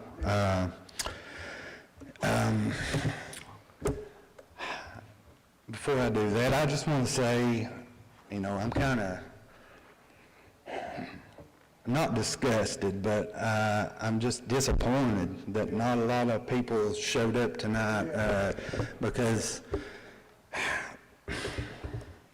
I heard a lot of people earlier in the week say that they were planning on coming, but I think that the reason that a lot of them didn't come because there's a lot of disinformation being spread around about what is actually happening. My wife, she works for the school system. She's actually kind of stepping out on the ledge coming to this tonight, but I have heard from several people that this had already been passed and that it was written into the paperwork like that gets sent home for the parents to sign. And I don't know if that's true or not. And I'd also heard that it had already been voted on and, that it had already passed. I hope some of that will be cleared up after this public speaking is over with. But I had also heard today when someone that I know attends church, her husband is actually a pastor at one of the churches, and I asked her if, I went to the Hayes High Post office, and I asked her if she was coming to the school board meeting tonight, and she said no. And she said, we had planned on coming, but we were assured at church, our church on Sunday, that everything was going to be taken care of by one of the that votes on this board, and that everything was going to be taken care of, and that it was going to be voted no, and this was not going to pass. And I hope that's correct, But that was the reason that they didn't show. So I just hope it's not the reason that they're being told this is just so they won't come and raise a stink tonight. But I got a couple of verses here, and y'all know as teachers and administrators, the Bible talks about being held to a higher standard. And I know it's talking about preachers mostly, and those that teach God's Word, but you guys are held to the same standard, because you're teaching the youth of America. But in James 3:1, it says, "My brethren, let not many of you become teachers, knowing that we shall receive a stricter judgment."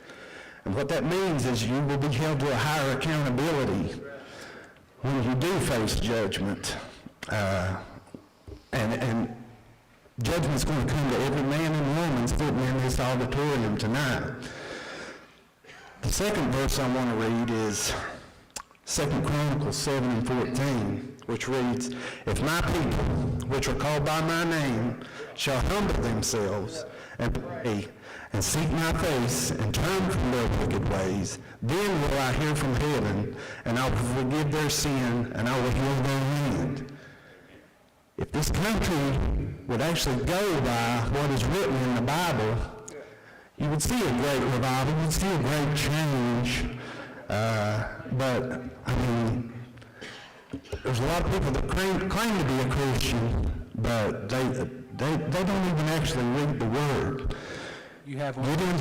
What's that? 1 minute. Okay, well, I'm done anyways. I just wanted to read those. It's just something to think about for each and every one of you. And y'all can agree with it or not, but that's just the facts.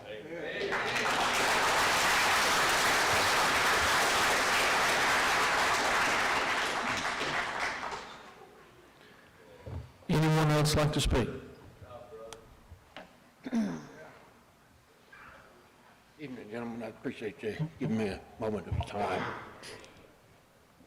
At this point in time, I do not have any children in the school district at this time, but I do have a multitude of nieces and nephews and great nieces and nephews that could probably fill any one of these schools.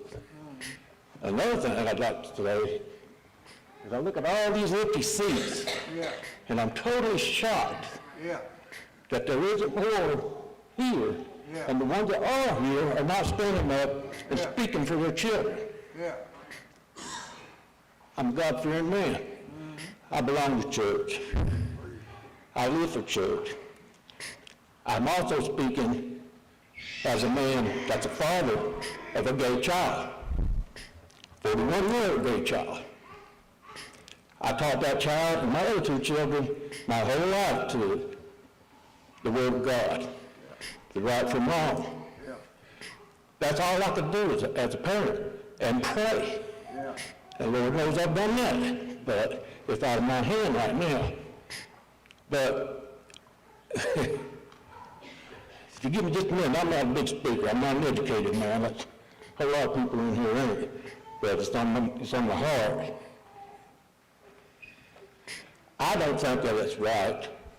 If you allow this to go on, we're voted in, and we all know that being gay is an abomination. I've sat down and had a heart to talk to my daughter. I'm blue in the face. She's still gay. You know, I can't slap her on the wrist and change her. I can pray for her. I do pray for her constantly. I invite her to my church. Again, that's all I can do. She will work her own salvation out with the Lord, not me. But if you allow this to go on, and we know it's an abomination of the Lord, what's that say about y'all?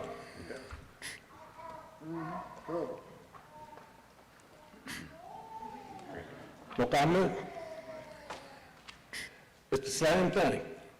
You may as well just be going to hell just like the gay people, the transgenders. They know what they are. God brought these people in as man, woman, boy, child, what have you, the sex, male and female. And I've yet to meet somebody that was born both.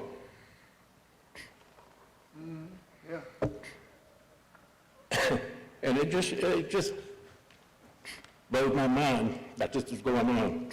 I do have future grandchildren and great-grandchildren that will be of school age. But if this crap goes on, don't you think for 1 minute they won't be homeschooled? They won't be coming into this mess. Thank y'all.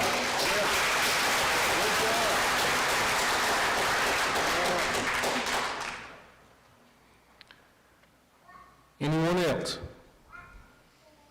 I'd like to say a positive note from the school board. I called the school board twice during this time, and both people I spoke to encouraged me to come to meet and learn the facts, not just go on hearsay. So I thank you for the people that do work there. Encourage me to come. You know which wrong way. Anyone else like to speak? Could I ask a question, Rick? Could I ask a question? Sure, John. Has this been passed? Have you all done voted this in? Could we let Scott is going to explain you that after public comment, and both the superintendent and the attorney is going to explain some things. Yeah. Thank you. Yeah.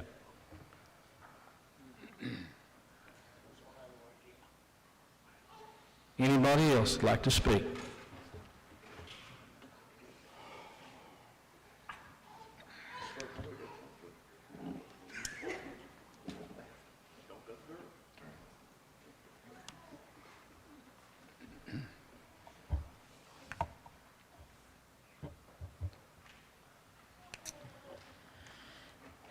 Mr. Chair and members of the board,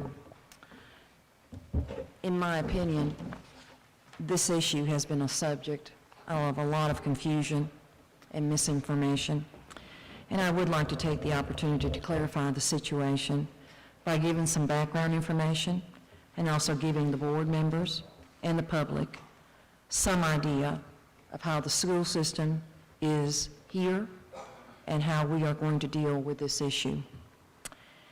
In 2020, the Virginia General Assembly passed a law that required the Virginia Department of Education to develop model policies concerning the treatment of transgender children in public schools. This is the law. That same law required all Virginia school boards to adopt policies that were consistent with the Department of Education model policies. As a Dickinson County School Board, we are members of the Virginia School Board Associations, which is commonly called VSBA. The VSBA has a legal department that monitors changes in the law, and they provide policies to all school boards that allow these school boards to remain in compliance with the law. We receive VSBA policy updates many times throughout the year. We've never refused to adopt a suggested VSBA policy up to date. The Virginia School Board Association drafted policies that allow school boards to comply with the law while at the same time providing maximum flexibility to school boards in dealing with transgender issues. We have those policies on the stage. Many of you received those. And I hope that you take the time to look at each one. You will find that the term transgender, is not found in any of these adopted or proposed VSBA policies. The Dickinson County School Board has never discussed adopting the VDOE's model policies for the treatment of transgender students in Virginia schools. The updated and proposed policies are already in place, and they protect the rights of all of our students. The only difference in the updated policies is minor word change and legal reference notations. To be clear, The Dixon County School Board is not passing a policy that allows any child to use a restroom or a locker room of the opposite sex. We have policies that do not discriminate against any child regardless. In my tenure as division superintendent, the Dixon County Schools has dealt with the issue of transgender students while protecting the rights of all of our students and providing appropriate accommodations. We have a process in place and a procedure to talk with the child and the parent if he or she feels that this is the direction for their lives. We will continue to do our job, and again, we will protect all of our students regardless. If a child of an opposite sex enters the restrooms of his or her opposite sex, this incident has been and is considered a disciplinary issue with possible criminal charges. It is against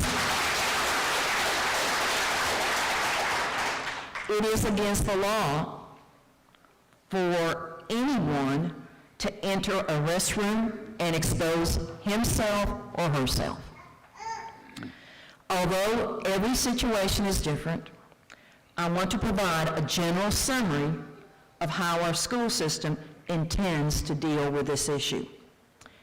First, as we have done in the past, we will talk to the student to make sure that the student's transgender status is sincere and appropriately demonstrated. It will not be, today I am Jane or tomorrow I'm Johnny. It will not be in that incident. We're not going to allow a student to enter the restroom of the opposite sex as a prank or simply to test the new system. Second, I will personally meet with every child and ask open-ended questions and try to learn as much as I can about the situation. I will talk with the child about the bullying. I will share other bathroom alternatives, such as single-user bathrooms, with the child. To the fullest extent, I will try to involve the child's parents in these discussions. In the event that the child demonstrates a consistently held position regarding transgender identity and is not interested in using alternative single-user restrooms, then I will begin the efforts to make sure that the privacy and the rights of all non-transgender children are protected. I want to read that again. In the event that the child demonstrates a consistently held position regarding transgender identity and is not interested in using single-user restrooms, then by law, I will begin every effort to make sure that the rights and the privacy of all non-transgender children are protected. We will protect the rights of all of our children and their safety regardless. At Ridgeview, we have approximately 30 to 35 single-user restrooms. We are blessed with our facilities. Our staff is dedicated and committed, and we will find a way to accommodate all children. All children. That is what we do every day. We genuinely respect your concerns and the concerns of our public. I want you to know that we have teachers and we have staff members, we have administrators, we have school board members, and a division superintendent that's committed to taking care of all children. The school board did not pass this law. No school board passed this law. And the school system does not need any law to tell us that we will treat all children foremost with respect and dignity.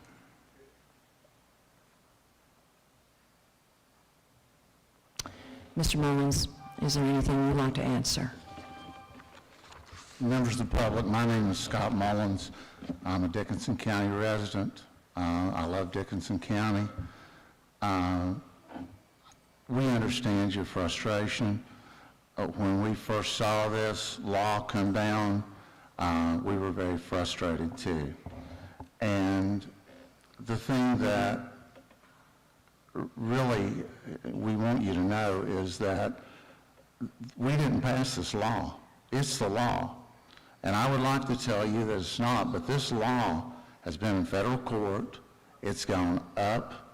It's been wrestled around, and you can read about the Grimm case, G-R-I-M-M. It's a similar case about this. It's out of Virginia. And what you have, in essence, is the federal courts upheld broad transgender rights. And that was before our United States Supreme Court within the last 2 months, and they refused to change it. So it puts us in a bad place. And we know that the frustration we hear from you is not really at us, it's at the law. And we're trying to do the best we can. And what I want you to know is that I do not want to spend $1 of education dollars to give to plaintiffs' attorneys who sue us, representing anyone, including transgender children, because 85% of our budget goes to our teachers and staff. And unfortunately, with the coal economy doing what it is, we don't have the money that a lot of the counties do in Eastern Virginia and Northern Virginia. But what we do have are people that care. And we've got teachers and staff that understand what you're saying today. And, you know, this is the one thing I want you to know. This school board is not going to sit back and allow your children, your grandchildren, anyone's children to be exposed to things that's inappropriate. We're going to do everything we can to avoid that. And how we're going to do it is exactly what Ms. Robinson said. We've got, these people care up here. The teachers care.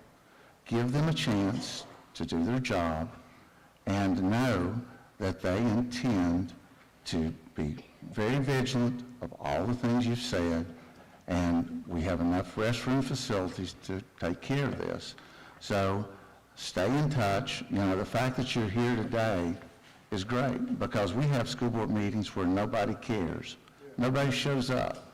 And we are trying our best to make this school division something that this community, that you will be proud of, and your voices are not lost on us. We're just trying to find our way in a world where the law tells us to do one thing, and quite frankly, you can't say we're not going to follow the law. Because when you say that, you're going to get sued. And when you get sued, you're going to lose. And when you lose, you're going to pay money, and that's money that's coming out of our budget that pays people. And the only thing I can tell you is I know I can't satisfy all of you, but this school board cares, we hear you, and we're going to do the best we can to work within this law and keep your children safe and get them a good education.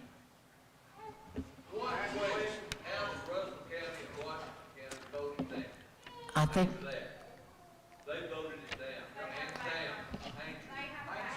ladies and gentlemen, we're going to no one else spoke, and so I think public comment at this time is over. And so we'll just, we will, does the board, would the board like to take a, would the,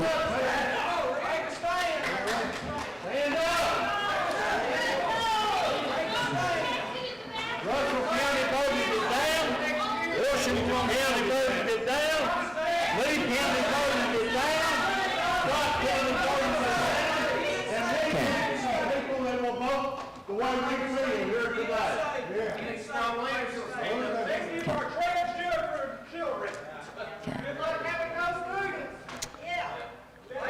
ladies and gentlemen of the board, would, excuse me, just a moment, please. Thank you. Would the board like to take a short recess at this time, or would you like to proceed?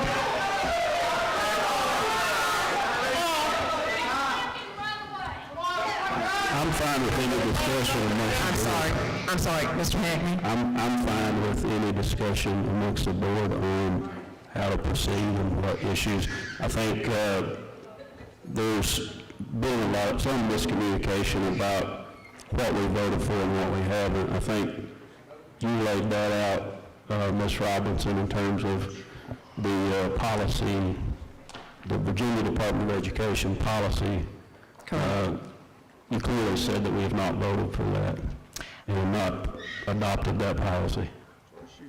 I'm sorry, I couldn't hear you very well, but... I said you stated in your comments that we had not adopted the Virginia Department of Education model policy. Correct. The Virginia Department of Education, thank you, Mr. Hackney, I couldn't hear you well. The Virginia Department, the board has never considered the Virginia Department of Education policy. They have considered and have adopted part of the Virginia School Board Association recommended policies, but not the Virginia Department of Education policies.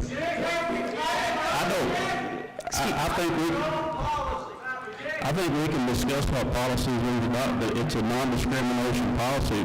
Can you read the policy? Do you have the policy? The public has copies of that, policies that have been passed, and we can discuss that in our agenda items as we move along. Have you adopted the VSBA? Yes, it's on the front page. Mr. Chair. It's identically the same thing. Mr. Chair, may I answer that, please? Sure. The Dickson County School Board policy, the Dickson County School Board has passed part of the VSBA policies in dealing with many issues, and will also adopt policies this evening. In other words, you're saying you've adopted the transgender thing. She clearly said already that we didn't adopt that. It's in the front page of the... It's legal. It doesn't say transgender, but it clearly states gender identity will not be discriminated against. And may I say that that term has always been included in all the policies. If you will look at the policies, that has not changed. The gender identity has always been part of the policies that all school divisions had already adopted. Board members, if you would need the pleasure of a short recess, or if you'd like to move on. We'll figure it out. The VSBA policy is Virginia, you've adopted the 21.2-23.3, 22.1, and the 29.5.2. Have you all adopted these? Let me try to address this. First of all, the thing...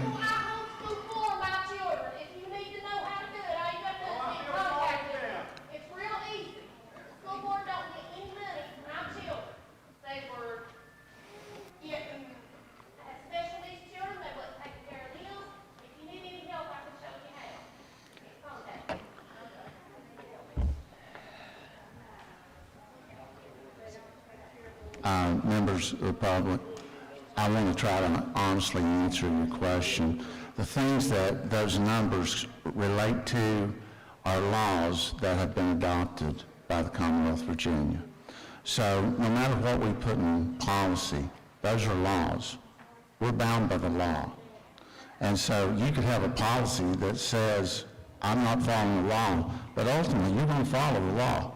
Have you heard of sanctuary subject? Have you heard of sanctuary? I'm sorry? Have you heard of sanctuary subject? Well, I can... For their values, that's why this country's been headed downhill for generations. I can't really get into a debate about all those philosophical things. I'm just a lawyer, but I can tell you honestly the law. When they pass a law, then you're either going to follow it or not. Okay? Then that's fine. Stop. Mr. Mullins. I really want you to understand that you can, if you don't follow the law, you get sued. And that's not just hypothetical. That's happened. Read about the Grimm case. The law's established. So the question is, do we follow the law or don't? What the one of the boys that says he's a transgender goes in, says he's a girl and goes into a bathroom and molests a girl and waits till you get a lawsuit? May I say something, please? We already addressed that. If we listened earlier, you have to understand almost every speaker that came here, the concern was to have a child of the other sex come into the other bathroom. Mrs. Robinson clearly stated that everything that we can do will not let that happen. Every employee, the superintendent, the principals, the assistant principals, every employee will be aware of that. In talking about the bathrooms in Ridgeview and the new school will come, 18 private bathrooms, that means one at a time. If somebody comes up with trying to say they will not have an avenue, they'll have a bathroom private, not two men, not two males, not two females, not two transgender, none of it. The policy she has told you is your children are protected in the language of all children will be treated with dignity and respect, and their privacy will be protected as well. Now that's what the school board has said. We didn't adopt the part in the VSBA policy that talked about that. Nowhere in that policy does it say transgender. We said all children will be treated equally, fairly, with their privacy and their dignity in place. Now that's what the school board has said.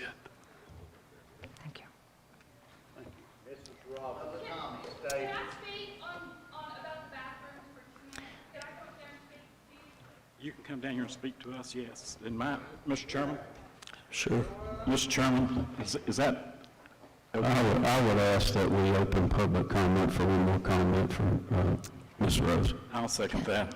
Okay, so public comment is still open for public.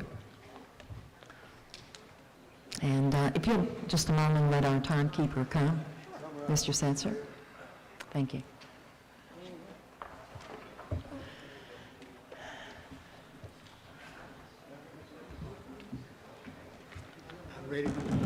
Okay. I would just like to say that I have 2 kids that go to this school, and I bring them here from Wise County. We are Wise County residents, and I chose to bring them to Dickinson County schools. But I would like to tell you about an experience that my kids have had in the bathroom right now. So I have boys. So as concerned as I am about this situation, I'm not nearly as concerned as some of the people that I know who have girls. But let me tell you about what happened to my boys.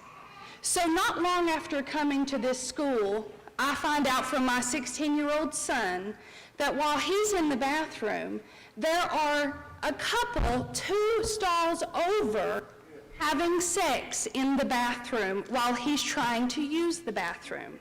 It's very clear. Now, there's already a policy that says boys and girls don't go into the same bathroom, and yet that has happened. Secondly, I have another son who has been in the bathroom, and while he was trying to use the bathroom, here comes a cell phone over the top of the stall so there can be a picture taken. Do you know why? because the children want to smoke in the bathroom, and they want to make sure that the feet that they see do not belong to a teacher. And there was not a teacher in that bathroom. There was not a teacher outside the door to that bathroom. So my son already doesn't have very much privacy in the bathrooms the way that they are right now. So I very much worry about the privacy of all of our kids, all of them. Not just my child, not just the girls, not just the transgender students, but what's going to happen? You said that you're going to take every step to avoid having the transgender students in mixed bathrooms, but you're not giving any details on how that's actually going to work. And ultimately, everybody knows that when it comes down to it, you will allow the transgender students into the bathroom, and that doesn't protect anybody, including them, because what happens when they go into the bathroom and there's pictures being taken of them? How are you protecting the students right now, and how do you plan to protect them in details? Don't talk around it. Don't talk in generalized policy. Be specific on how you plan to protect all of the kids if you don't reject this. And even if you do accept it, how do you plan to protect the kids? And please be specific, because all of these people here want specifics. We can read this policy online. That doesn't help us. And this is from, I'm not even bringing my religion into this. That's a whole other issue. I'm just talking about the safety, security, and privacy of our students. Miss, ma'am,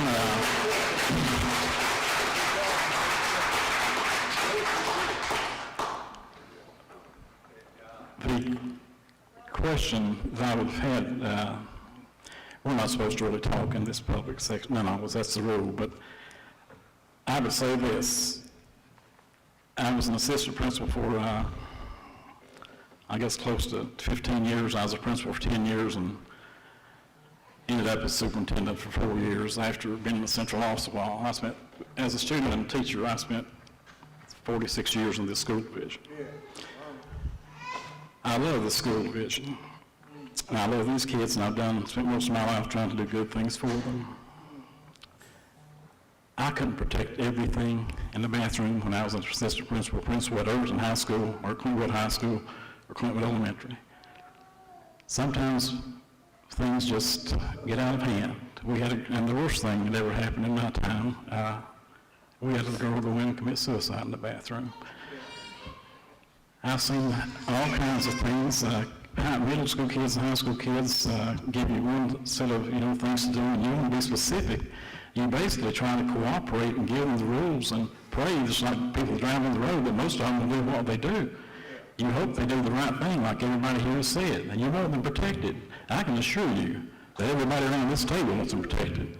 All 5 of us up here are parents. 3 of us are grandparents. I've got 2 grandbabies, 2 grandgirls in school here, and I've got another on the way. And James he's got a new baby girl coming to his family in September, Lord willing. We're human just like you are. We'll do everything we can to keep your kids safe and healthy. We can't do much about the law and what the Supreme Court did. I don't agree with that. But it makes no difference whether I agree with it or not. I can't do a thing about what they did. I can do something here for our children, and all of us can. And I just simply promise you that we will, and but we'll still have incidents.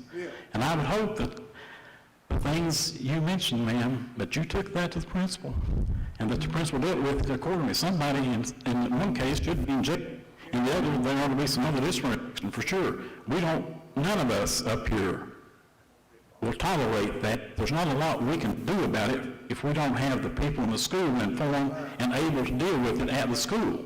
We've got almost 2,000 children in this school system, and it's a big job. Buses just getting them here back and forth safe and sound. To have them there and have the lessons and deal with all the things we've dealt with. And through the years, and how we've improved. We didn't have special education until 1973. We didn't have kindergarten until 1973. Look how far we've come.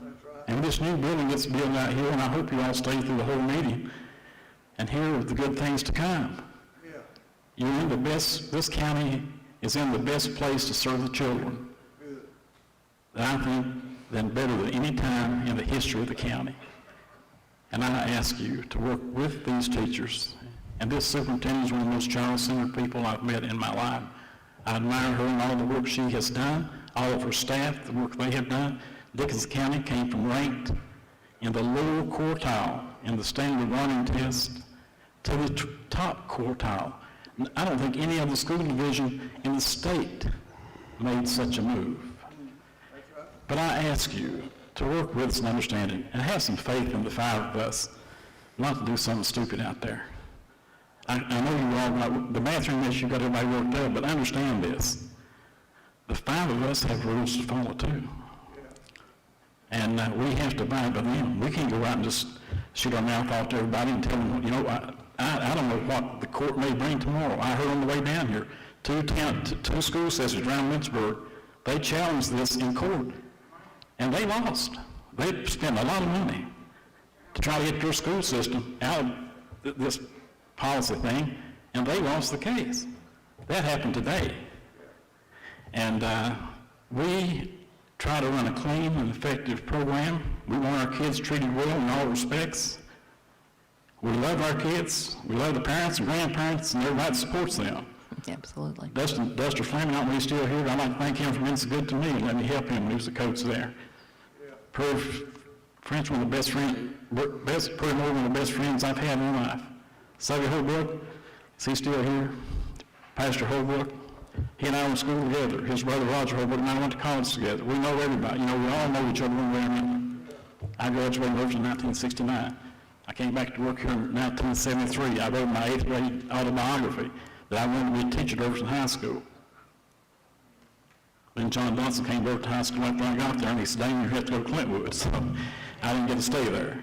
But I've been blessed, and my children have been blessed, and my grandchildren have been blessed. And I hope all of your families are blessed. And I hope all of you have a positive thing to happen in life. But I promise you, most of the time, the five of us up here will be thinking like you think. We want the right thing to happen every day. We want our kids safe. We want them protected. We don't want to see them embarrassed or humiliated or discriminated against. We want just what you want for them, the very best they can have. Thank you, Mr. Rasnick. And to answer the response, we have a process in place. We have procedures in place. It is different for every child. We have handled situations like this in the past. It's very important to us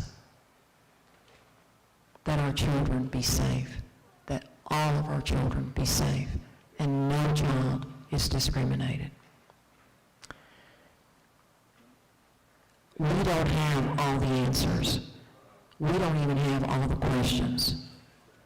But I know that I and this board are committed to that. That is my directive from the board.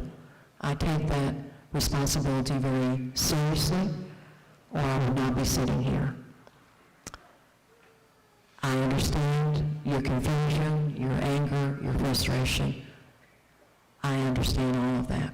I'm a parent, and I'm also a grandparent.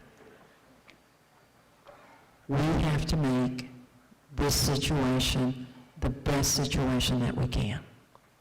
And this is where we are. Whether these policies are passed or not, this still remains the law. And so I just hope that, as Mr. Rasnick so eloquently said, please continue coming to meetings. Please continue working with us. Please continue being involved. Thank you for being involved. This policy doesn't change one thing that's good for our children. It doesn't make anything bad happen anywhere to my knowledge. We don't have, just making this kind of meets the requirement, but it doesn't do one thing different than the situation we're in now. To my knowledge, there's not a transgender child identified in Dixon County schools at this point. I've been told that if that's correct. That is the information, but we've had that issue in the past. But the issue has been there years ago. We were aware of it. We didn't have any plans to deal with it, period, back in the old, I mean, it just wasn't, it's like having a child in a wheelchair. They didn't let them come to school, you know. If a female got pregnant, they had to quit teaching, you know, in times past. If a student got pregnant, they couldn't get valedictorian. They couldn't come back to school until the baby is born. You know, all those things happen. We didn't integrate to 1967, and black children and white children were separated until that year. So, you know, we've come ages further. And as far as you're talking about the people with the Bible in the schools, there's a lot of ways we still can do that and do it with legally without having a lawsuit put on you. And there's a lot you can teach and have input from outside on that. We need to look at all those good things. Mr. Baker. Can I say something? Yes, sir. Yes, sir.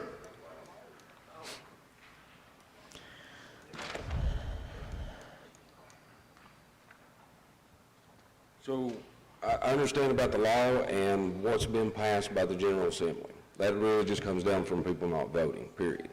But also it's unfunded laws that's being placed. It's unfunded mandates. Now, I've spoken several times with the previous Senator, Bill Carrico, and he said that matter of fact, he wouldn't address Carroll County School Board just like all these folks here. And he's held high positions. He's retired Virginia State Police. Yes. And he said somebody approached him about superintendent and said, well, if this happens, you know, then what do we do? You know, so well, if anyone gets fined $250, we'll take up a collection plate. You know, we stand by our principles, just like he had spoken or whatever, and we give this back to the General Assembly and let the legislators fight it out, as I previously said the other night. But in the meantime, it's really, we can just take all of the legal jargon, we can take everything that's confusing folks, we can take things like what you said, and that confuses really the common language with folks that you may be talking to. They're very intelligent people. Every one of us are. We all are. But it's also, it just comes down to something as common sense as this.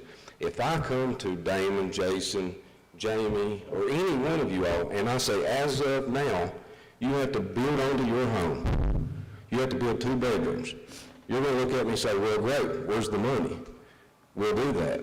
Well, they passed this law, and my opinion is they passed the law, well, let's ask the state to give us the money to fix the bathroom situation, because they gave us a problem without the resources for a solution.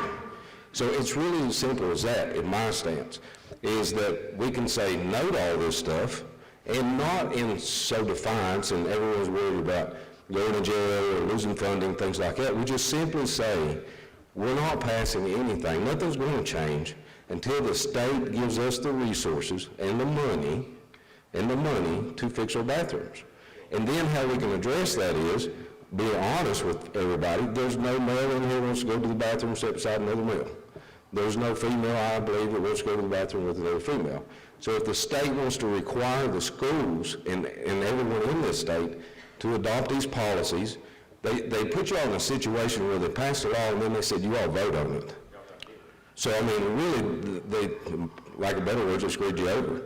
You know, so now you can't sit and say, we have no choice, but we're having a vote, because that's the definition of democracy, is having a vote. But we need the money to fix the problem. We don't have that. We're kind of like you all. It's, I mean, in the deputy and the sheriffing world, though, if you don't follow the rule, you end up standing alone. You have insurance as long as you do the right thing. You do your job, and we do in what we do. But if you don't follow those guidelines, you stand alone. And when you do that is, if you get sued, for example, it comes to me individually. It comes to the board individually, and it comes to the taxpayers in general, but it comes to me, specifically to me, if I don't follow the law. Whether I like it or not, that's not the thing. Well, my opinion on it or not, it's not. I swore an oath to the law, to uphold the law. All 5 of us did, and so did you. Right. Now, we can't, if we back away from that, then we're walking a single path that can get your whole family destroyed, and I'm not going to take that path ever. And I understand that, but also, if the state mandated right now for any police agencies, sheriff's office, state police, or anyone, saying we want you to run purple lights in your police cars, they're not going to expect us to go pay for it and run to Walmart and get one. they would issue the funding, and we would simply say, until it's funded, we will do that. And we're not defying anything. We can't be sued in that, in my opinion. Right, I understand. The fact is, at Ridgeview, I think that the plan they've got, what our staff has got in mind to do, and at every other school that can be managed, there's private bathrooms in every school we've got. Obviously, Ridgeview has more, and many more. And this new school, I'm sure that Ms. Robinson's already, I bet, talking to those contractors that about, what else we can do to make things better. And that will all happen. It'll take, it'll be a year before that new school opens. And if the next wing, if God willing, if the next wing comes, we'll have a new wing in 2023. We'll see. And if all that happens, it should make all of this easier to deal with. But I see your point. If they say do this, but the state's well known for getting things to do and not seeing any money now. But right now, they're meeting in the General Assembly coming, and I'm not, I mean, you shouldn't know this. You're a school board. You're supposed to be managing just the schools. But they're meeting in the General Assembly talking about this American relief money or whatever, and then Joe Biden's talking about infrastructure and things like that, so there's money that's out there that they're going to be meeting on. But just like Roger Boyd had mentioned, I worked up at the prison system too, and I mean, it's kind of getting off a tangent, but that's an incubator system to take agendas, ideologies, or whatever, and institute out into the public sector. Because everything we've seen first in the Department of Corrections, now we're seeing out here. That's not a coincidence. But back to your point, I mean, I don't see anyone, if you take the stance of, we're saying no right now because we don't have the money. Whoever, the state of Virginia, send us the money so we can fix our bathrooms so that it's just single use. What's the maximum occupancy in a bathroom, and we fix that many stalls? I'll have to defer to my lawyer on that. I don't know that will fix what everybody else out there asked for. It's the law plainly states, and what the Supreme Court, when they heard the Virginia Graham case, I just asked you to read what they said. And 2 justices voted to uphold, the other 7 voted no, so it didn't, it didn't go. And they make the rules on that. You can't just say, you can't overturn the Supreme Court decision. It sends back to the 4th Circuit. Yeah, Damon, if you don't care, look, if I interject on that, I got a question for Ms. Robinson on that. And there's been, I like it, I know that we might be going off. And I apologize for that. I don't want next week. I like it being able to, not just have public comment and then we get up here and say what we say. I like that going back. This is not a normal meeting by any means. So I like being able to address things specifically if we can. And if the rest of the board rejects that, I understand that. I've had some 1-4 votes before on that. So, but what I'm trying to get at is I don't mind to individually address every situation. I know that there's going to be some unanswered questions. You just said something in your Damon's exchange that I think Ms. Robinson can weigh on because she's had a meeting with our administrators on this issue. Is that correct, Ms. Robinson? We've had several meetings regarding these issues, yes, we have. Does our administration feel like that under the situation we've been put in, that none of us saw coming, does our administration at all our schools feel like they can accommodate and protect all of our students with the facilities that we have in place? Mr. Hackney, we had a meeting, we've had several meetings. We had a meeting with all of our administrators, I want to say Tuesday. We went over the comments that I shared with the public and the board and asked them exactly their thoughts and if anyone had a concern, an issue. I asked them individually and asked them their thoughts because this was the message that we were going to share with the board and also with the public. To a person, all of our administrators, central office directors agreed that our responsibility was to protect all children. All children. It was also that we had the facilities, that if we needed to accommodate children, all children, not just some, all children. And there was also the commitment that if a child, as a lark says, I'm going in the girls' restroom today, that would be handled as a disciplinary issue, and with the consequences that followed. They were also aware and in agreement that if we do have, as in the past, we have a child, parents that come and say, this is what I believe, that they would agree, that they would call me, that we would talk to the child together. We would include parents, and we would come up with a plan to accommodate all children. All children. And we'll reiterate that, your point, that it is still a disciplinary issue for a boy to say, walk in a girl's bathroom, or a girl walk in a boy's bathroom. We'll reiterate that point. That's still our policy, correct? That's always been our policy. And I will say that beyond that, it's against state law still, if I'm correct, for, say, a male student to go in a female bathroom and expose himself in any way. That's correct. Thank you.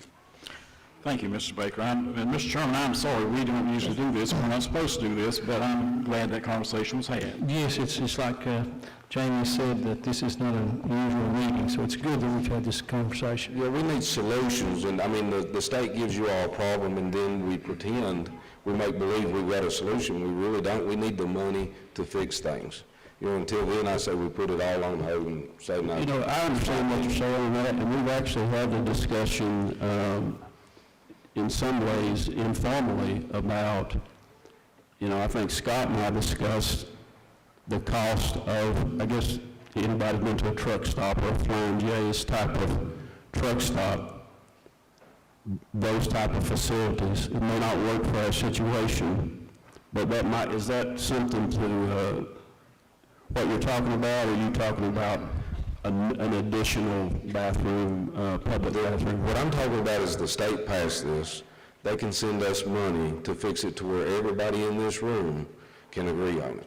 Until then, you know, I'm against it. Given everything we've been through, I'd like to just say the state has been very, they have helped us a lot. And if I would encourage, along most of our, rest of our meeting will be pretty boring, I guess, but the fact is that there's some good news coming that all of you, I think, will be pleased to hear. And the funds coming, the state has been generous during this COVID time, got from the federal government. They got a lot of help, and therefore Dixon County did. But it's like you said, on a routine basis, the state ought to do what you're saying. Well, and honestly, they passed this law under the cover of darkness with COVID, because that's why it's making news in schools, how many days off, and the public's just being aware of it, you know, so.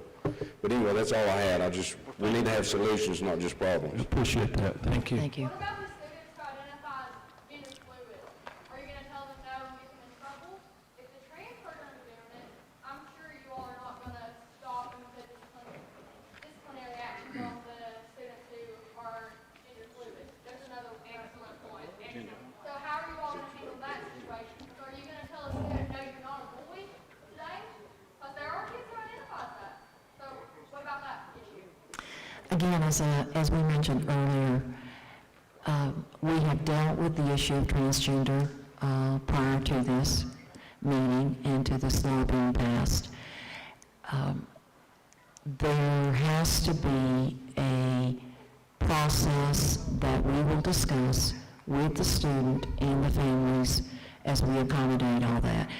We don't have all the questions, we don't have all the answers, but what you do have is a commitment that we will treat all children fairly. They're all of our children. We are accountable.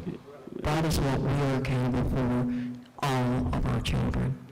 And so I understand well, and as Mr. Hackney, I think sometimes says so well, we're not going to have answers that everyone will leave here happy. We understand that. But what we're giving you is God's truth, honest truth, of the way that situations, when they come up, will be handled. I want to say thanks to the young lady. She's in school right now, knows way more about any of this than we do. So you are, me too. And she's far more aware of things, and there's a lot of these things that I'm trying to understand. I'll be honest with you.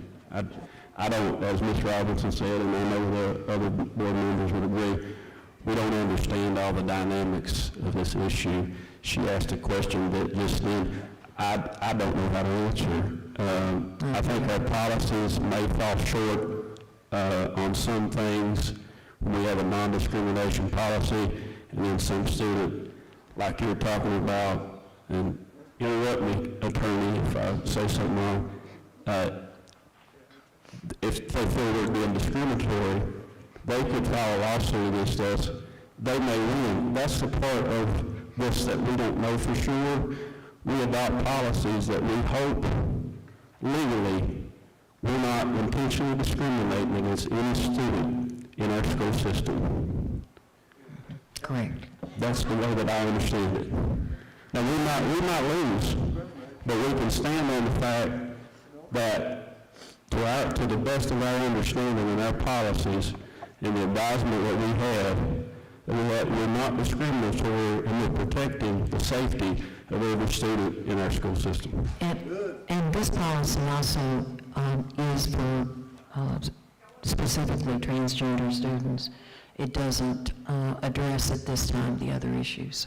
So, as difficult as this is, that there are two things that stand out to me about this. One being the student has to show a consistent. That doesn't mean Monday I choose this bathroom, and Tuesday I choose the next bathroom, and Wednesday I bounce back to the other. The student has to show a consistent desire to use a restroom. And that follows with having to have meetings with the superintendent. I don't know how many students want to have a bathroom meeting with the superintendent multiple times before a decision is made whether or not they can use that restroom.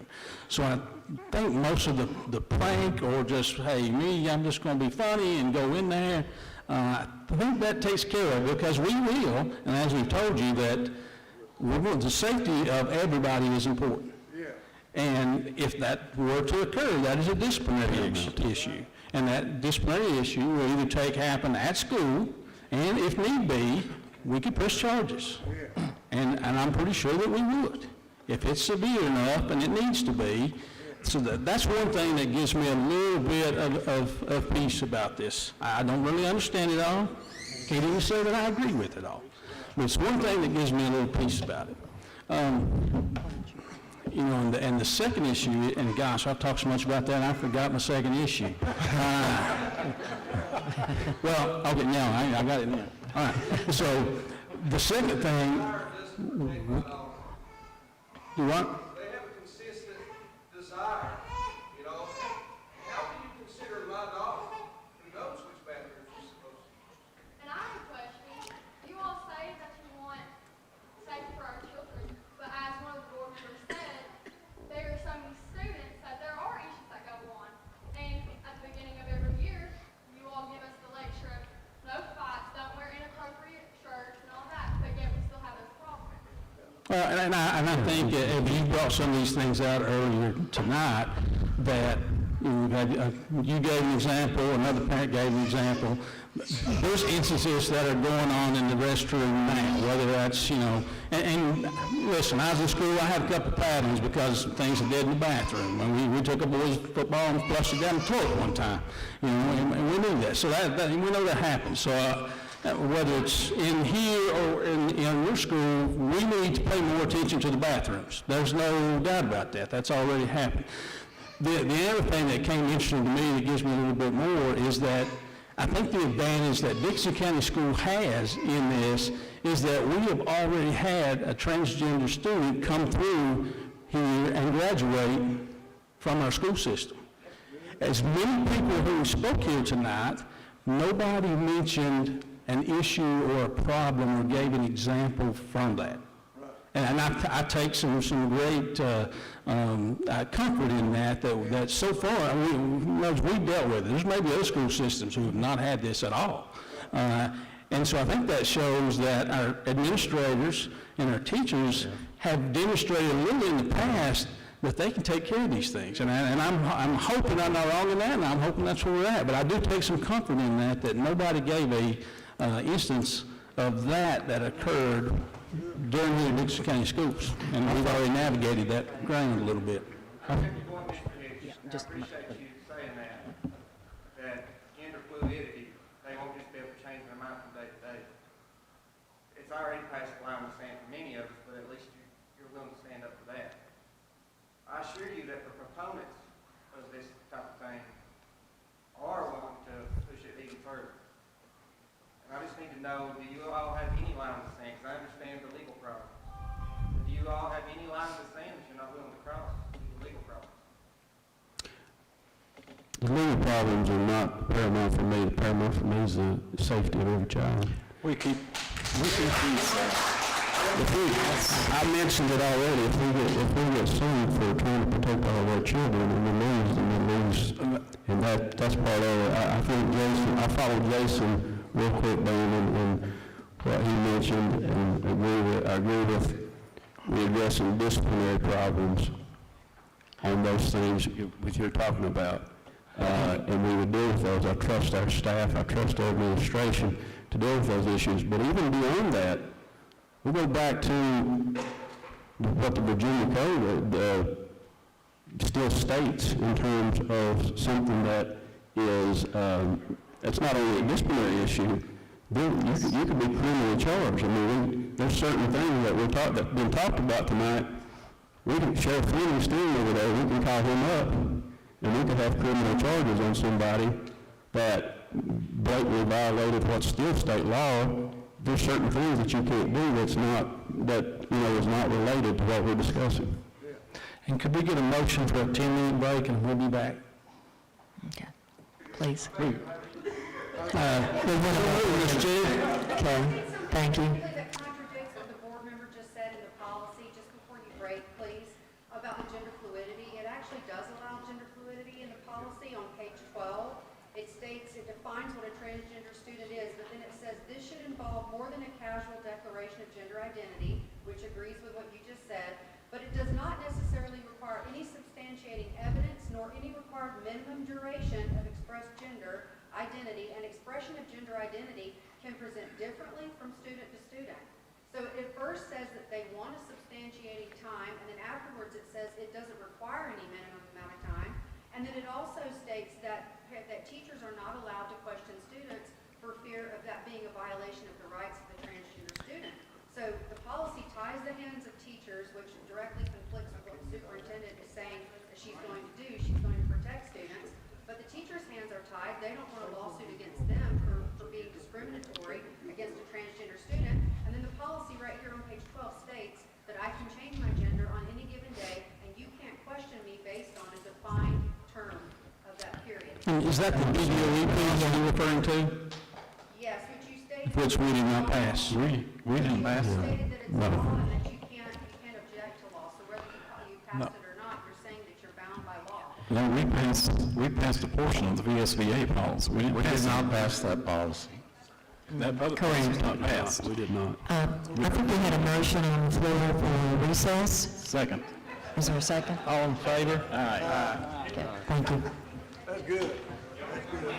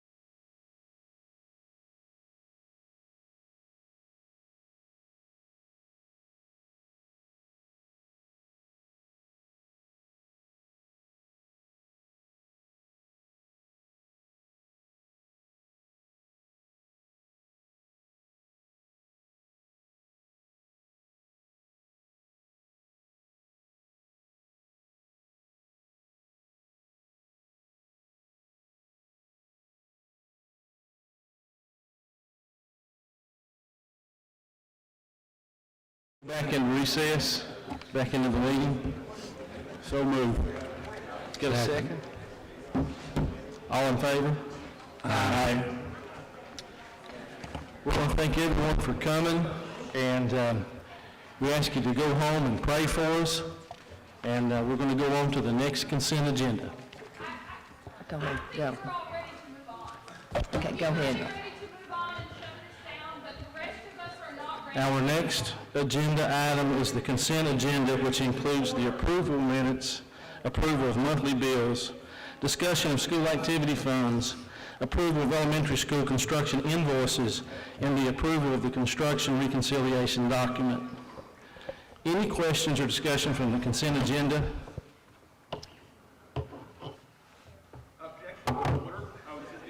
Objection to order. I've been standing here for 20 minutes trying to ask a question to this board, and I got to speak fast because they're coming. And we just let people shout and shout. I'm trying to follow proper procedure, and then when I ask to make my comment and ask my question, yes, I understand. I'm leaving.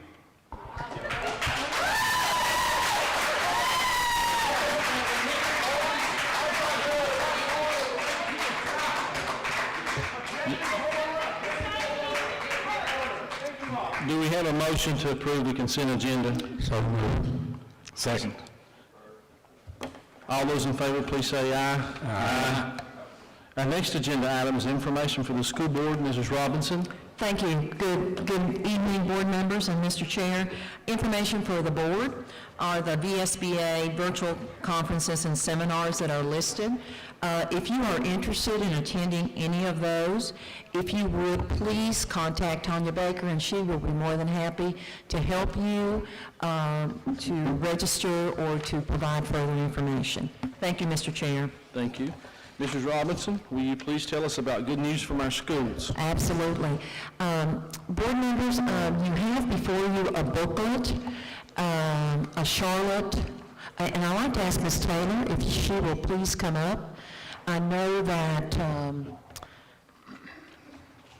and bring the booklet with you. The booklet is, I didn't even know I had a copy. Ms. Taylor has worked with John Sharp,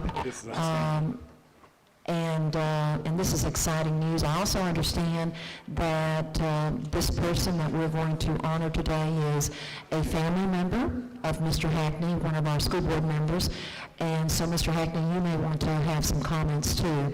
But could you show the booklet so that the board members will know? This booklet. Okay. Have one? Okay, thank you. Ms. Taylor, if you'll tell us your role in helping our students and Mr. Sharp recognize and honor his wife. Sure. Very soon after I came on board with Dickinson County Public Schools, I was put in contact with Mr. John Sharp from Nashville, Tennessee. He had expressed desire to create a memorial scholarship in honor of his late wife, Charlotte Hackney Sharp. She was a graduate of Hayside High School, and this booklet will tell you a little bit about her. And from all aspects of what I have learned from Mr. Sharp, she was just an amazing woman. There is a copy of a newspaper article in here from 1960 that tells the story about how Charlotte walked 5,400 miles to school over her school career. She did not have family money to attend college. However, there were some teachers and members of the community that saw promise in her, and they gave her a loan so that she could go to school. She attended Hiawassee College after her high school graduation from Hayside High School. She then went on to Peabody College for teachers in Nashville and graduated with a Bachelor of Science in Biology and a teaching degree. And from that point on, she had multiple amazing jobs and adventures. Unfortunately, Ms. Sharp did pass away in December of 2020. John and I have spoken multiple times over how best to honor Charlotte. And his idea was that he would like a memorial scholarship to help a Dickinson County graduating high school senior attend college who may otherwise not be able to attend college. We are working on the goal to start this. We will start this. The first award will be given in May 2022. A $10,000 scholarship will be awarded to a Ridgeview High School senior beginning May 2022 in honor of Charlotte Hackney Sharp. The goal, as of right now, with Mr. Sharp is he is going to fund this for the next 10 years through 2031. There are also other potential donors that are coming on board to ensure that Charlotte's legacy goes on longer than that. So I am pleased to work with Mr. Sharp. Rodney Compton, the principal at Ridgeview High School, has also been working with us on the details of that. I encourage you to take a look at this booklet and familiarize yourself with Charlotte and her story. And I just hope that we can all be very, very grateful for the generosity of this family and the luck and opportunities that it's going to bring to many high school students in Dickinson County. Thank you, Ms. Taylor. I didn't want to comment because Charlotte was my dad's oldest sister, and she did, like you said, graduate at Hayside High School in 1960, and some of the things I wasn't aware of until this came out. She had that newspaper article. She walked every day to school from Hackney Ridge, where she grew up, all the way down with Tildy Anderson branch, so you know where that's at, and had to catch the bus down there, so it ended up totaling over the 12 years 5,400 miles, and I'm pretty sure she had perfect attendance all 12 years. It did say that as well, perfect attendance. Yeah, she didn't miss a day of school, so what an honor, what a legacy that she's leaving behind. She went on, like you said, Hiwassee, which is Damon's alma mater as well, and ended up being a successful businesswoman in Nashville, Tennessee, and it's a great legacy, and I'm very thankful to John Sharp, my uncle, for when he comes in every July the 4th and comes up on Hackney Ridge. He's a member of our family, and we really appreciate him.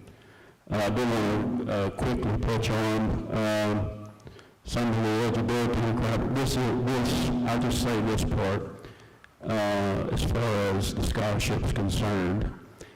She wanted it to be for those who demonstrate critical financial need. So I think that's an important aspect of this, and I'm very appreciative of the board, Ms. Robinson, Ms. Taylor, for recognizing this scholarship. I think this is a wonderful thing, and look forward to being a part of it. Thank you. Thank you, Ms. Taylor. It's been my pleasure. If you'll take just a few moments to look at the book, she was an absolutely incredible woman. And so we're honored to honor her at Ridgeview High School. Thank you, sir. Our next agenda item is update on the new elementary school. Mrs. Robinson. And I'm going to ask Tim Burge to come up. First of all, before he does, I think we have one item on the ESSER 3. Let me make sure. If we could, the ESSER 3 use of funds is first, Mr. Mullins. So I'd like to share with the board officially that on Thursday, July the 15th, the Dickinson County School received an email from Lynn Sodat, the Director of Office of Federal Pandemic Relief Program, stating that our prior approval construction request to use ESSER funds to support additional space in the new elementary school being built is approved. So approximately $5.1 million from the ESSER 3 funds are going to be used for this new wing at the new elementary school. Discussion with Skanska and Curtis Ellswick have started, and the planning stage is underway. Our next step will be to meet with representatives from the Board of Supervisors and in the Industrial Development Authority and Mr. Ellswick and inform them of this development. We recognize that the Dickinson County School Board was unanimous in its support of the ESSER 3 application for the construction of the new wing, and thank you for your support of this entire process. Our initial plan is to open the elementary school in August of 2022 and to open the new addition wing in August of 2023. Mr. Mullins, would you like to add anything else to the ESSER 3 grants or that process, please? No, other than to say that it's a very exciting opportunity. There's a lot of work yet to be done, but it gives us an opportunity to bring equality to our educational process, and that's a very big deal. And it gives us an opportunity to work with our facilities over lots of problems, including the problems we've talked about here tonight. So we're very excited and we're thrilled for this new opportunity, and just feel very blessed to have that. So thank you. I think now, Mr. Mullins, we're ready for Mr. Burge. And so, Mr. Burge, if you'll please come. And in your, by your names is the monthly program summary. And Mr. Burge, always a pleasure to have you with us, sir. Thank you. Thank you. Good to be here this evening. Well, I thought tonight would kind of go and see where we've come since the spring of this year. The project, start here, is the project, we started construction in March. Tomorrow we will pour our first concrete slab pour in the kitchen and the art and multipurpose media center area. And then the walls will start going up next week in anticipation of the steel coming in August for the bar joist to make the second floor. So anyway, we at SCANS continue to monitor the progress, making sure that everything is going in as plans and specs, reviewing documentation and everything. The project still remains within budget. This past month, we've almost completed all of the exterior foundation walls. We have about maybe 50 to 60 feet left to pour, and that'll probably happen early next week. And then plumbers have already plumbed everything except the classroom wing underground. Electricians are on site doing their underground work inside the building. The site work is continuing on. We tied in the sewer to the existing system on one place today. We have several other tie-ins to make. So it's going very well. Like I said, the budget still is, the project is still within budget. It is on schedule. They are making up time very quickly. Very happy with how Quisenberry has managed their contractors and how their contractors have pitched in and done a good job. I have a few photos to show. Here on the left, that's where we were in May. That was the first footers going in at the art room and the art at the media center and the multipurpose room. Here on the right, you can see that's where we are. You can see the green plastic down. That's the area we're going to pour tomorrow. Next. Here's another picture. This is part of the gym and going towards the office area there on the left. And then over here on the right, that's what it looks like as of yesterday. You can see all the plumbing is in for the game bathrooms and whatever, the nurse's station, all that's already been installed. Next. Here is a picture of the wing that's kind of the classroom wing that comes this way in May. You see, we just had the stone down. And then as you can see there yesterday, you can see where we have footers, foundation. That little section there on the bottom there is all that's left for the foundation walls to be poured. Next. Here was on April, this was looking from the main entrance of the school. And you can see there's hardly nothing done. They're just kind of getting it leveled up. And then over here on the right, you can look down through there and see the corridor, the main entrance, the office area there to the left. classrooms on the right. So it's making good progress. I think there's one more maybe, or maybe that's the last one. Yep, there's one more. This is the area that the wing, you can see in April, we were just trying to get the stone down. And as you can see there on the right, we have the foundation walls in, and it's moving well. Any questions? Comments? The project is going very well. Moving along good, at a good pace. And like I said, you'll be able to see the walls going up around the outside starting next week. So, thank you for your time. Thank you, Mr. George. Thank you. Again, board members, a year from today, we will be getting ready to go into the new elementary school. And then hopefully the new addition will soon follow after that. So, exciting. Thank you. Approval of the FY21 budget end of the fiscal year summary. Ms. Taylor?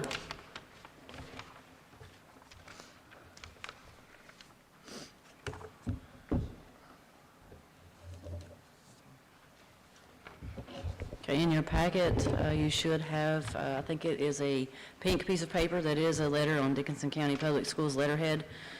It is is dated June 30th, 2021 for fiscal year ending 6/30/2021. This is the letter that we submitted to Dickinson County, and you'll see that it is addressed to the treasurer, and it is a summary of the fiscal year 2021 activities. Total revenue and balances, $28,600,760.44. Total expenditures, $27,415,556.67. Below that is our request to Dickinson County to carry over any unexpended funding, and those are separated out by function. The GED testing funds of $12,299.66. Textbook funds, $191,199.12. The Dolly Parton Imagination Library funds, $24,041.12. And our operational budget carryover at $957,663.87. That gives us a total carryover request of $1,185,203.77. With zero balance being transferred back to the county general fund. We are still waiting on that carryover amount to be approved, but we have been assured that that would be approved a couple months ago, so I don't see any reason that it wouldn't be. So I just need approval on our end-of-year expenses. Also in your packet, there is a revenue summaries report and an expenditure summary report. Total revenues and total expenditures on those reports do total to the amounts on the letter. Board members, we do need a motion, please, to approve the end of the year summary as presented. So moved. Is there a second? Second. All in favor? Aye. Any opposed? Next is the approval of the FY22 proposed budget. Ms. Taylor? Okay, there is a yellow sheet of paper in your packet. Also, it is a letter from Dickinson County. It's a memorandum, looks like this. I think yours is on yellow paper. This is a copy of our department's adopted budget for fiscal year 21-22. This is the amount of appropriation that Dickinson County has voted to give to Dickinson County schools for fiscal year 21-22. That amount is $4,742,749, which was not the amount that was in our budget request. We've had discussions that they did fund us at a lower amount than what we had requested. We had originally adopted our budget as required in, I believe it was March, and because the appropriation amount has changed, you will have in your packet, it's a fiscal year 22 proposed revision for our annual budget. And the first page that I have on that, it is the summary page. I did put that page at the front this time, so I can point out to you. Did you find it? Is it in blue? Yes. Okay, I'm sorry. On that revenue summary page, you will see that the local funds, that amount has been lowered to the $4,742,749. In additional revenues, under revenue summary, that is the carryover amount that we have requested from fiscal year 2021 to 21-22. So we have added in the additional revenues of $1,185,204 there. That is the change to revenue. On the expenditure side, we have also had to decrease and make those changes as well. I can tell you that because payroll is 84% of our budget and payroll expenses are set, there were no changes to any payroll lines of any significant nature other than cleaning up. Where we made these cuts was any discretionary item that we could, whether it be equipment. We decreased the amounts for fuel. Anything that we had expected increases in, we did decrease those back to the prior year amount. For example, if we had expected the price of parts to increase based on what we've been seeing in the market, and we had built in some money in addition in this year's budget, we did take those back down to last year's budgeted amount to get us to balance the budget. We did not take anything from, like I said, payroll-related items, taxes, insurance, those things that we knew that are set that we have no discretion over. Materials and supplies was probably the biggest area that those were taken from. Questions for Ms. Taylor?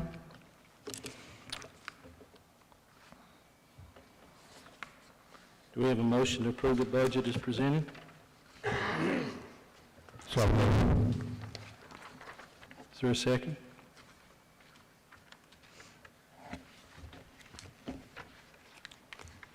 Second.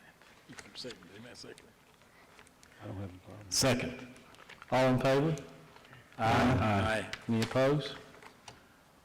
Our next agenda item is the Thank you, approval Ms. Taylor. of the VSBA recommended policies. Mr. Setzer?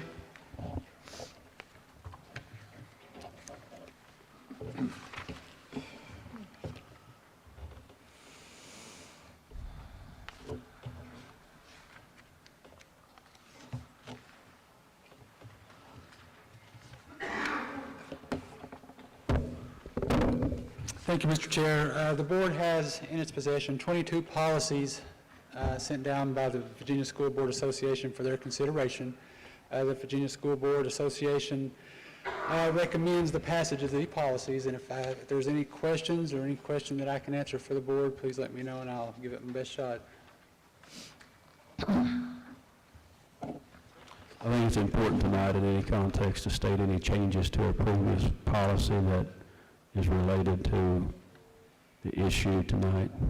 Okay, I don't have those before me. I was not, I can tell you which policy, you talked previous changes? Yeah, because I didn't see any changes that were relevant to anything we had in our policy before. I'm confused, Mr. Hackner. Are you talking about tonight's policies? Yeah. Yes.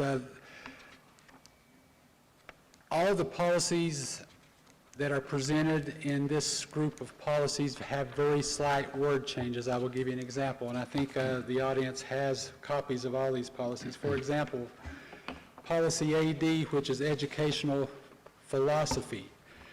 The VSBA has made slight changes. For example, you see in the first bullet, student is underlined. You see a strike, also in the first bullet where student is stricken out. These are called red line policies. They show you what is removed with a strike through. They show you what's been added by an underline. The reason that first student is changed in the first bullet is for the removal of the semicolon from the policy. You see in the second bullet, it has been stricken out the highest degree of respect. They have replaced the highest degree of respect with the word respect. So almost all of these policies have very slight word changes only. With that said, the legal references with a lot of them are also updated. For example, the same policy, AD, the legal reference is updated to reflect 22.1-23.3, which is what most of these folks are talking about tonight.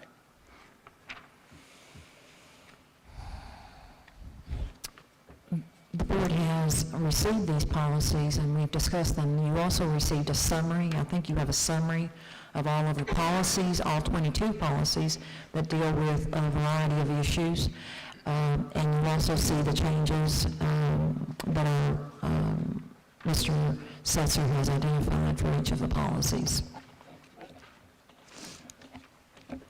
Other questions for Mr. Setzer?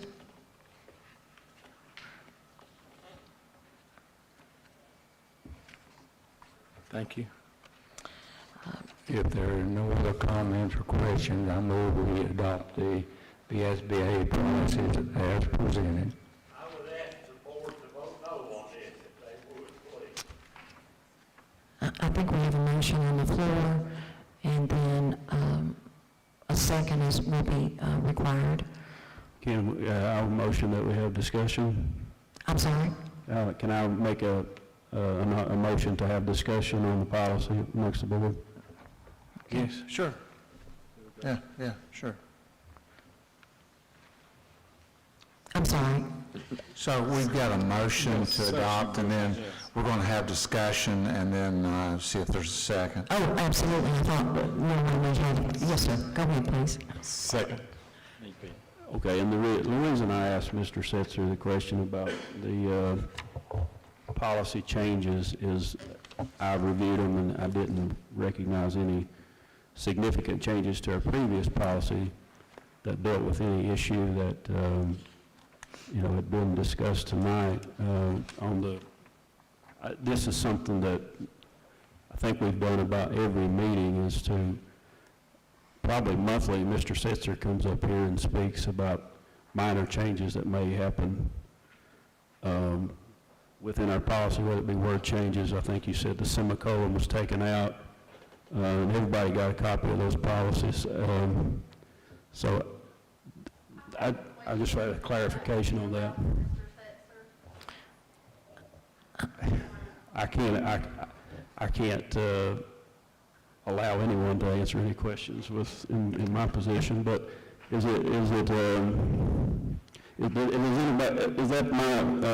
other board members have the same understanding as I do as related to the policy updates being rather mundane monthly, and this is a situation, the policies we have tonight seem similar to that.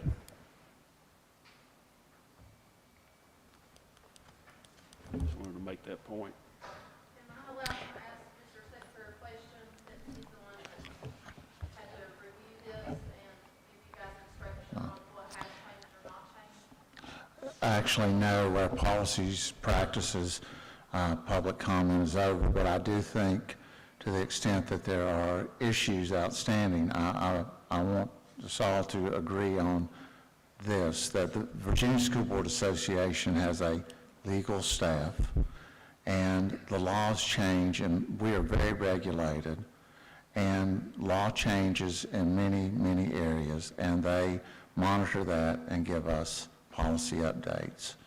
Now, the policy updates that you have in front of you, they do not address transgender issues.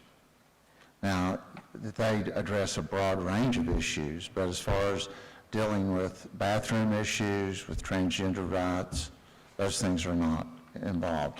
And to be clear, we've not passed any policy that provides specific rights to transgender students. Now, we have passed policies that say that we are not going to discriminate against all children.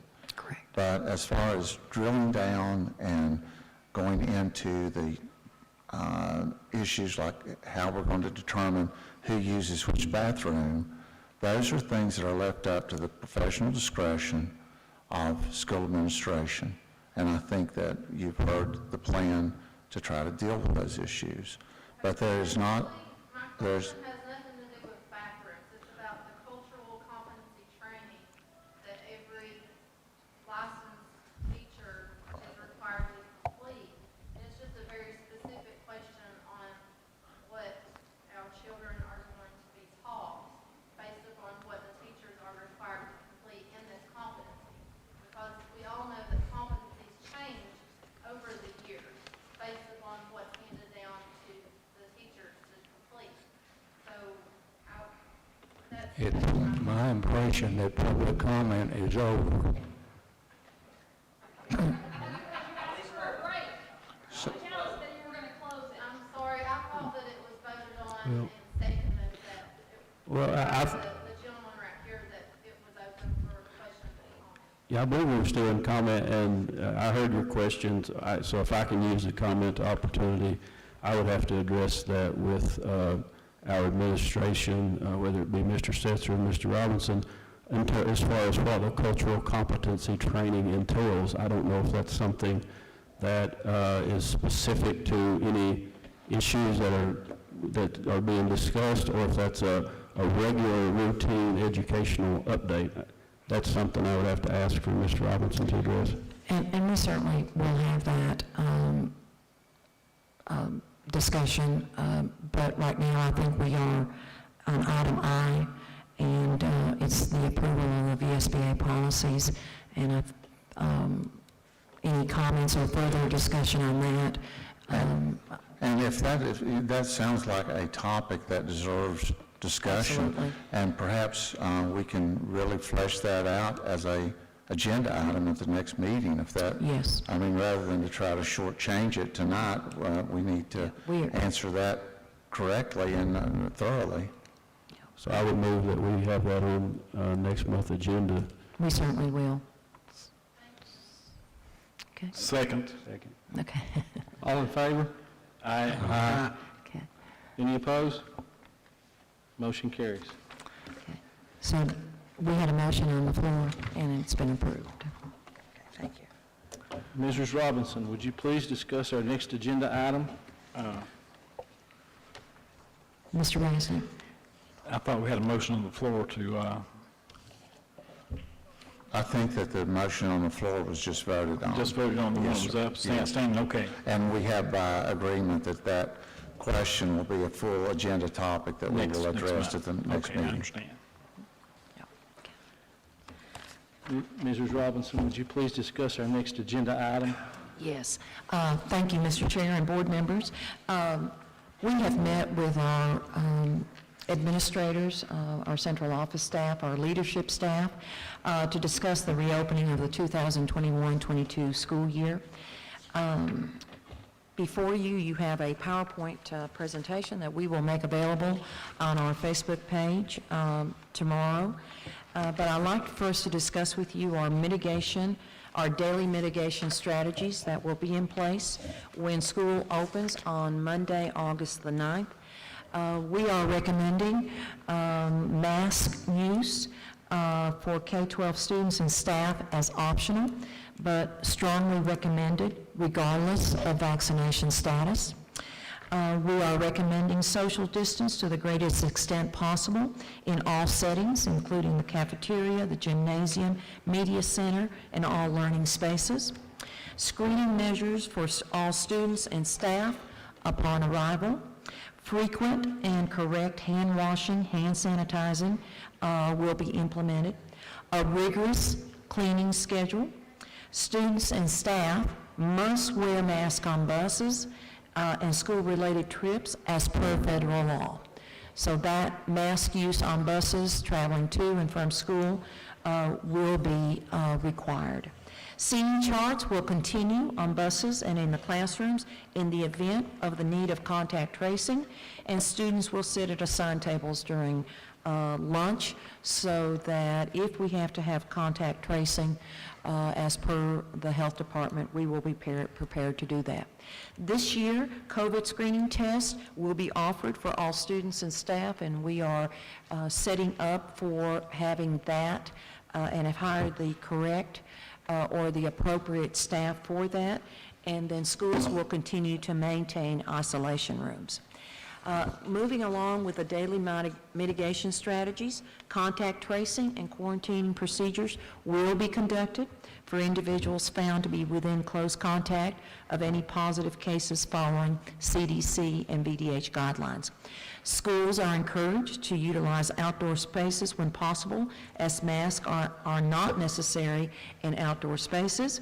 And then athletic and extracurricular activities will continue with the monitoring of students and the documentation of health screenings before all practices and all events. During the, so those will be the mitigation strategies that will be daily in use, and they're very similar as to what they were last year. As you know, the CDC has just recently changed in the last 24 hours its guidelines, recommended guidelines for masks.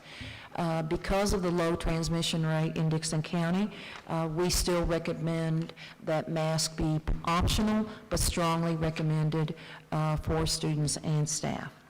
During the 21-22 school year, our school system will daily evaluate the level of community transmission.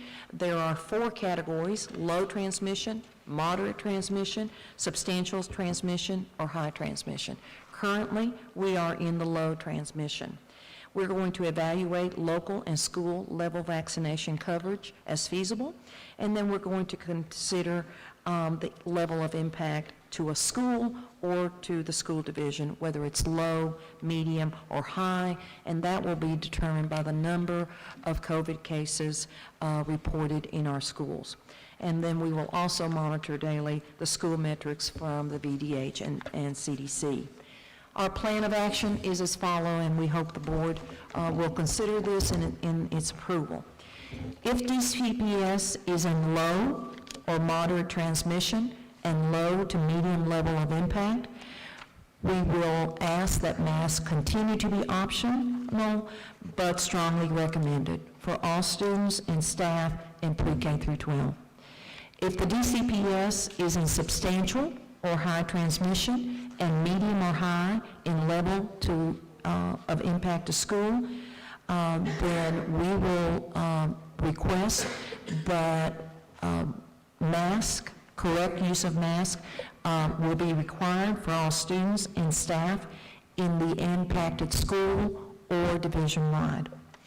At this level, which is the substantial or high transmission or medium or high level of impact to school, we will again impose more stringent mitigations for the safety of our children and our staff.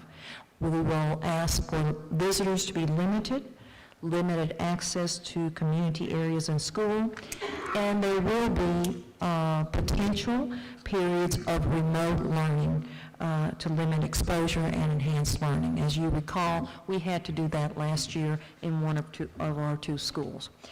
If we reach this point, the school board and the public will be immediately informed of any change in the transmission level and level of impact to a school, and we will again recommend the use of masks for all K through 12 students and staff members. We can't stress the next point enough. If a student or staff member is ill or is experiencing any of the following symptoms, and I'm just going to review these symptoms so that all of us can be well aware: fever, body aches, runny nose, sore throat, fatigue, headache, cough, nausea, loss of smell, loss of taste, congestion, difficulty breathing, diarrhea, chest pain, or any other symptom associated with a COVID-19 diagnosis or the Delta variant. Students and staff need to stay home for their health and the health of others. We respect the rights of our of our individuals and our community members to make decisions which are best for them and their families. And we strongly encourage all who are able to do so to get the COVID-19 vaccination. According to the VDH Vaccine Dashboard, vaccination rates in Dixon County are as follows. 36.8% of our population are fully vaccinated. 14.4% of our 12 and 15-year-olds are fully vaccinated, and 16.5% of our 16 to 17-year-olds are fully vaccinated. Our children who are under 12 years of age, 0% of those children are vaccinated because we have no vaccine available for them. So again, the status of our vaccinations is just something that will impact also the decisions that the school divisions has to make. So board members, questions or comments about the proposed reopening of schools? We have discussed this plan, as I've said, with our administrators and our central office staff, and they are in agreement with the plan as proposed. Questions?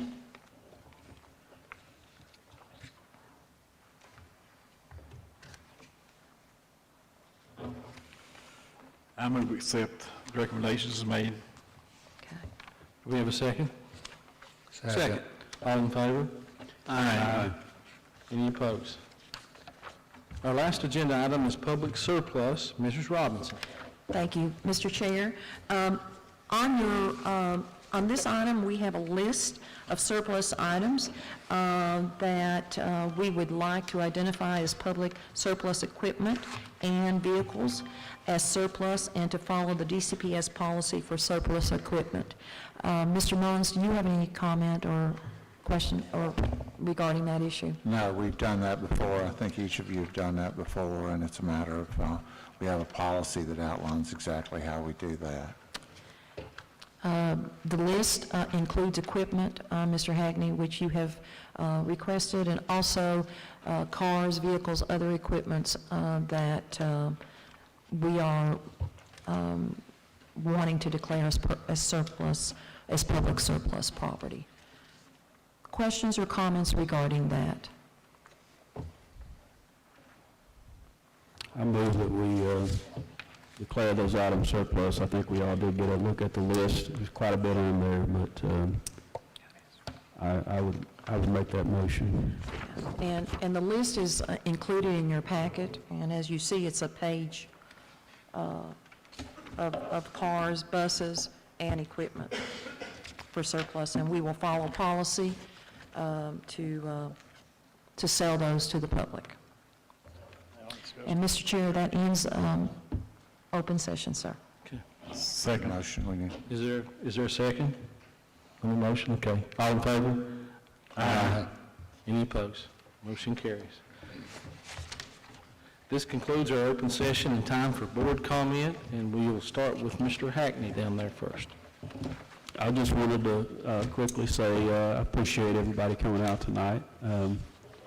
It's good to see people taking proactive approach to civic involvement. It's we all, everybody in this room I know loves Dickinson County, and we're proud of our county, and just glad for everybody that spoke tonight. Appreciated being able to hear from everybody. It was a unique meeting, the first that I've been involved with since I've been on the board like this, and the way that meetings like this work, you're not always able to address every concern. It's just not set up to be able to do that in an orderly way. That's why I want to say that anybody that wants to contact me personally, whether it be a call or meet with me, if you have any questions I can answer, I'm willing to do that.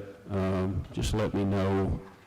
A lot of people say, well, I'm not in your district.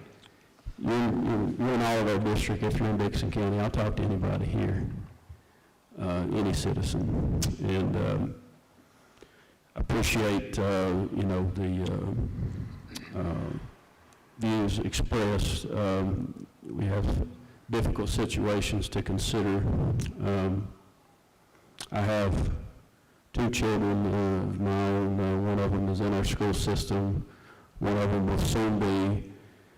And my wife, I think, was mentioned that she's expecting, and we're soon to have a 3rd child that also plan to have in this school system. I trust the administration that we have as professional, the staff that we have is professional. I feel strongly that, there's not a school district around here that I'd rather send my kids to. I don't think anybody, any of the school systems that, and I've been to other school systems, we lived over other places. I would put Dickinson County school staff, administration, up against anybody around here, and that makes me feel a lot better when I send my kids to school. Thank you. As well said, I feel a lot the same way. I have grandchildren, and 2, and another one coming in next year. And I feel that the staff and the administration here, and frankly the bus drivers, the cooks, the custodians, all those folks, just the part-time persons. I wish to goodness they could all be full-time, but that's impossible. And I know that, but I wish it was I wish it were possible. We've got some of the worst roads, some of the best drivers on those buses that you've ever seen. And every morning I think about that throughout the year, and especially in those winter months. But even in the summer months, those roads are pretty difficult. I'd also like to thank everyone for being here and commenting. I know there's a lot of folks frightened, and I just can say that I have faith in those people in those schools to do the right thing, and for the superintendent and her staff to support what they do. And say, if you have an individual concern, I think you ought to call the principal and talk to them, and if that doesn't work out to your satisfaction, call someone else at the central office. You need to have, I think all those folks will support you as best they can, and I don't think there's anybody out there in a position of authority over our children that is not there except for the right reason. They want what's best for the children. They want to see them all succeed, to go out in this life with a head start, and to simply have the best possible environment while they do that. I want all of our children protected every single day, every moment of every day, and I hope those folks do everything to make that happen. I suppose I sound like a broken record. It was really good to see folks out. I was glad to, got to see some faces I hadn't seen in a long time, and some folks I dearly love, for sure. Appreciate their sentiments and their concern. It's obvious that folks care about our school system. They care about their kids. They care about us as a community. And we'll get through this as a community. But I have no doubt that the commitment of this board and the school system in general is safety of students. That's the number one thing. Regardless, we won't go to SOLs, we want that kind of stuff, but the number one paramount job for whether you're an administrator or a teacher or a custodian, a bus driver, is safety of children. And I feel like that we can do that.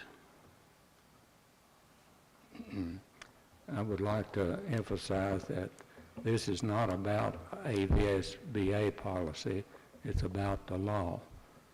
We took an oath to obey the laws of the state of Virginia and the United States. We cannot pick and choose which laws we would like to obey and which we will not. And also, we will protect the rights of all, underline all, our students. Thank you. I'd like to say that it was good to see all the citizens come out tonight, and it was good to have those discussions and have an open, aired-out meeting. And I'd like to thank those who commented also. It's also really good to see the update on the new elementary school and the things that are to come, and I'd like to just say we're all blessed. Pursuant to Section 2.2-3711, Paragraph A of the Code of Virginia, there will be a closed meeting for the purpose of 1, employment issues relating to discussion or consideration of specific individuals for employment as teachers, part-time aides, part-time cooks, coaches, FMLA request, retirement, resignations, superintendent's evaluation, and approval to post and advertise. Number 2, parent request for delayed entry to school. And 3, to consult with legal counsel regarding the investment of public funds associated with school construction and consultation regarding actual or probable litigation, along with consultation regarding specific matters requiring legal advice pursuant to Virginia Code Section 2.2-3711, A 1, 6, 7, and 8 of the Code of Virginia. So move. Is there a second? Second. All those in favor? Aye. Any opposed? We're now in closed session.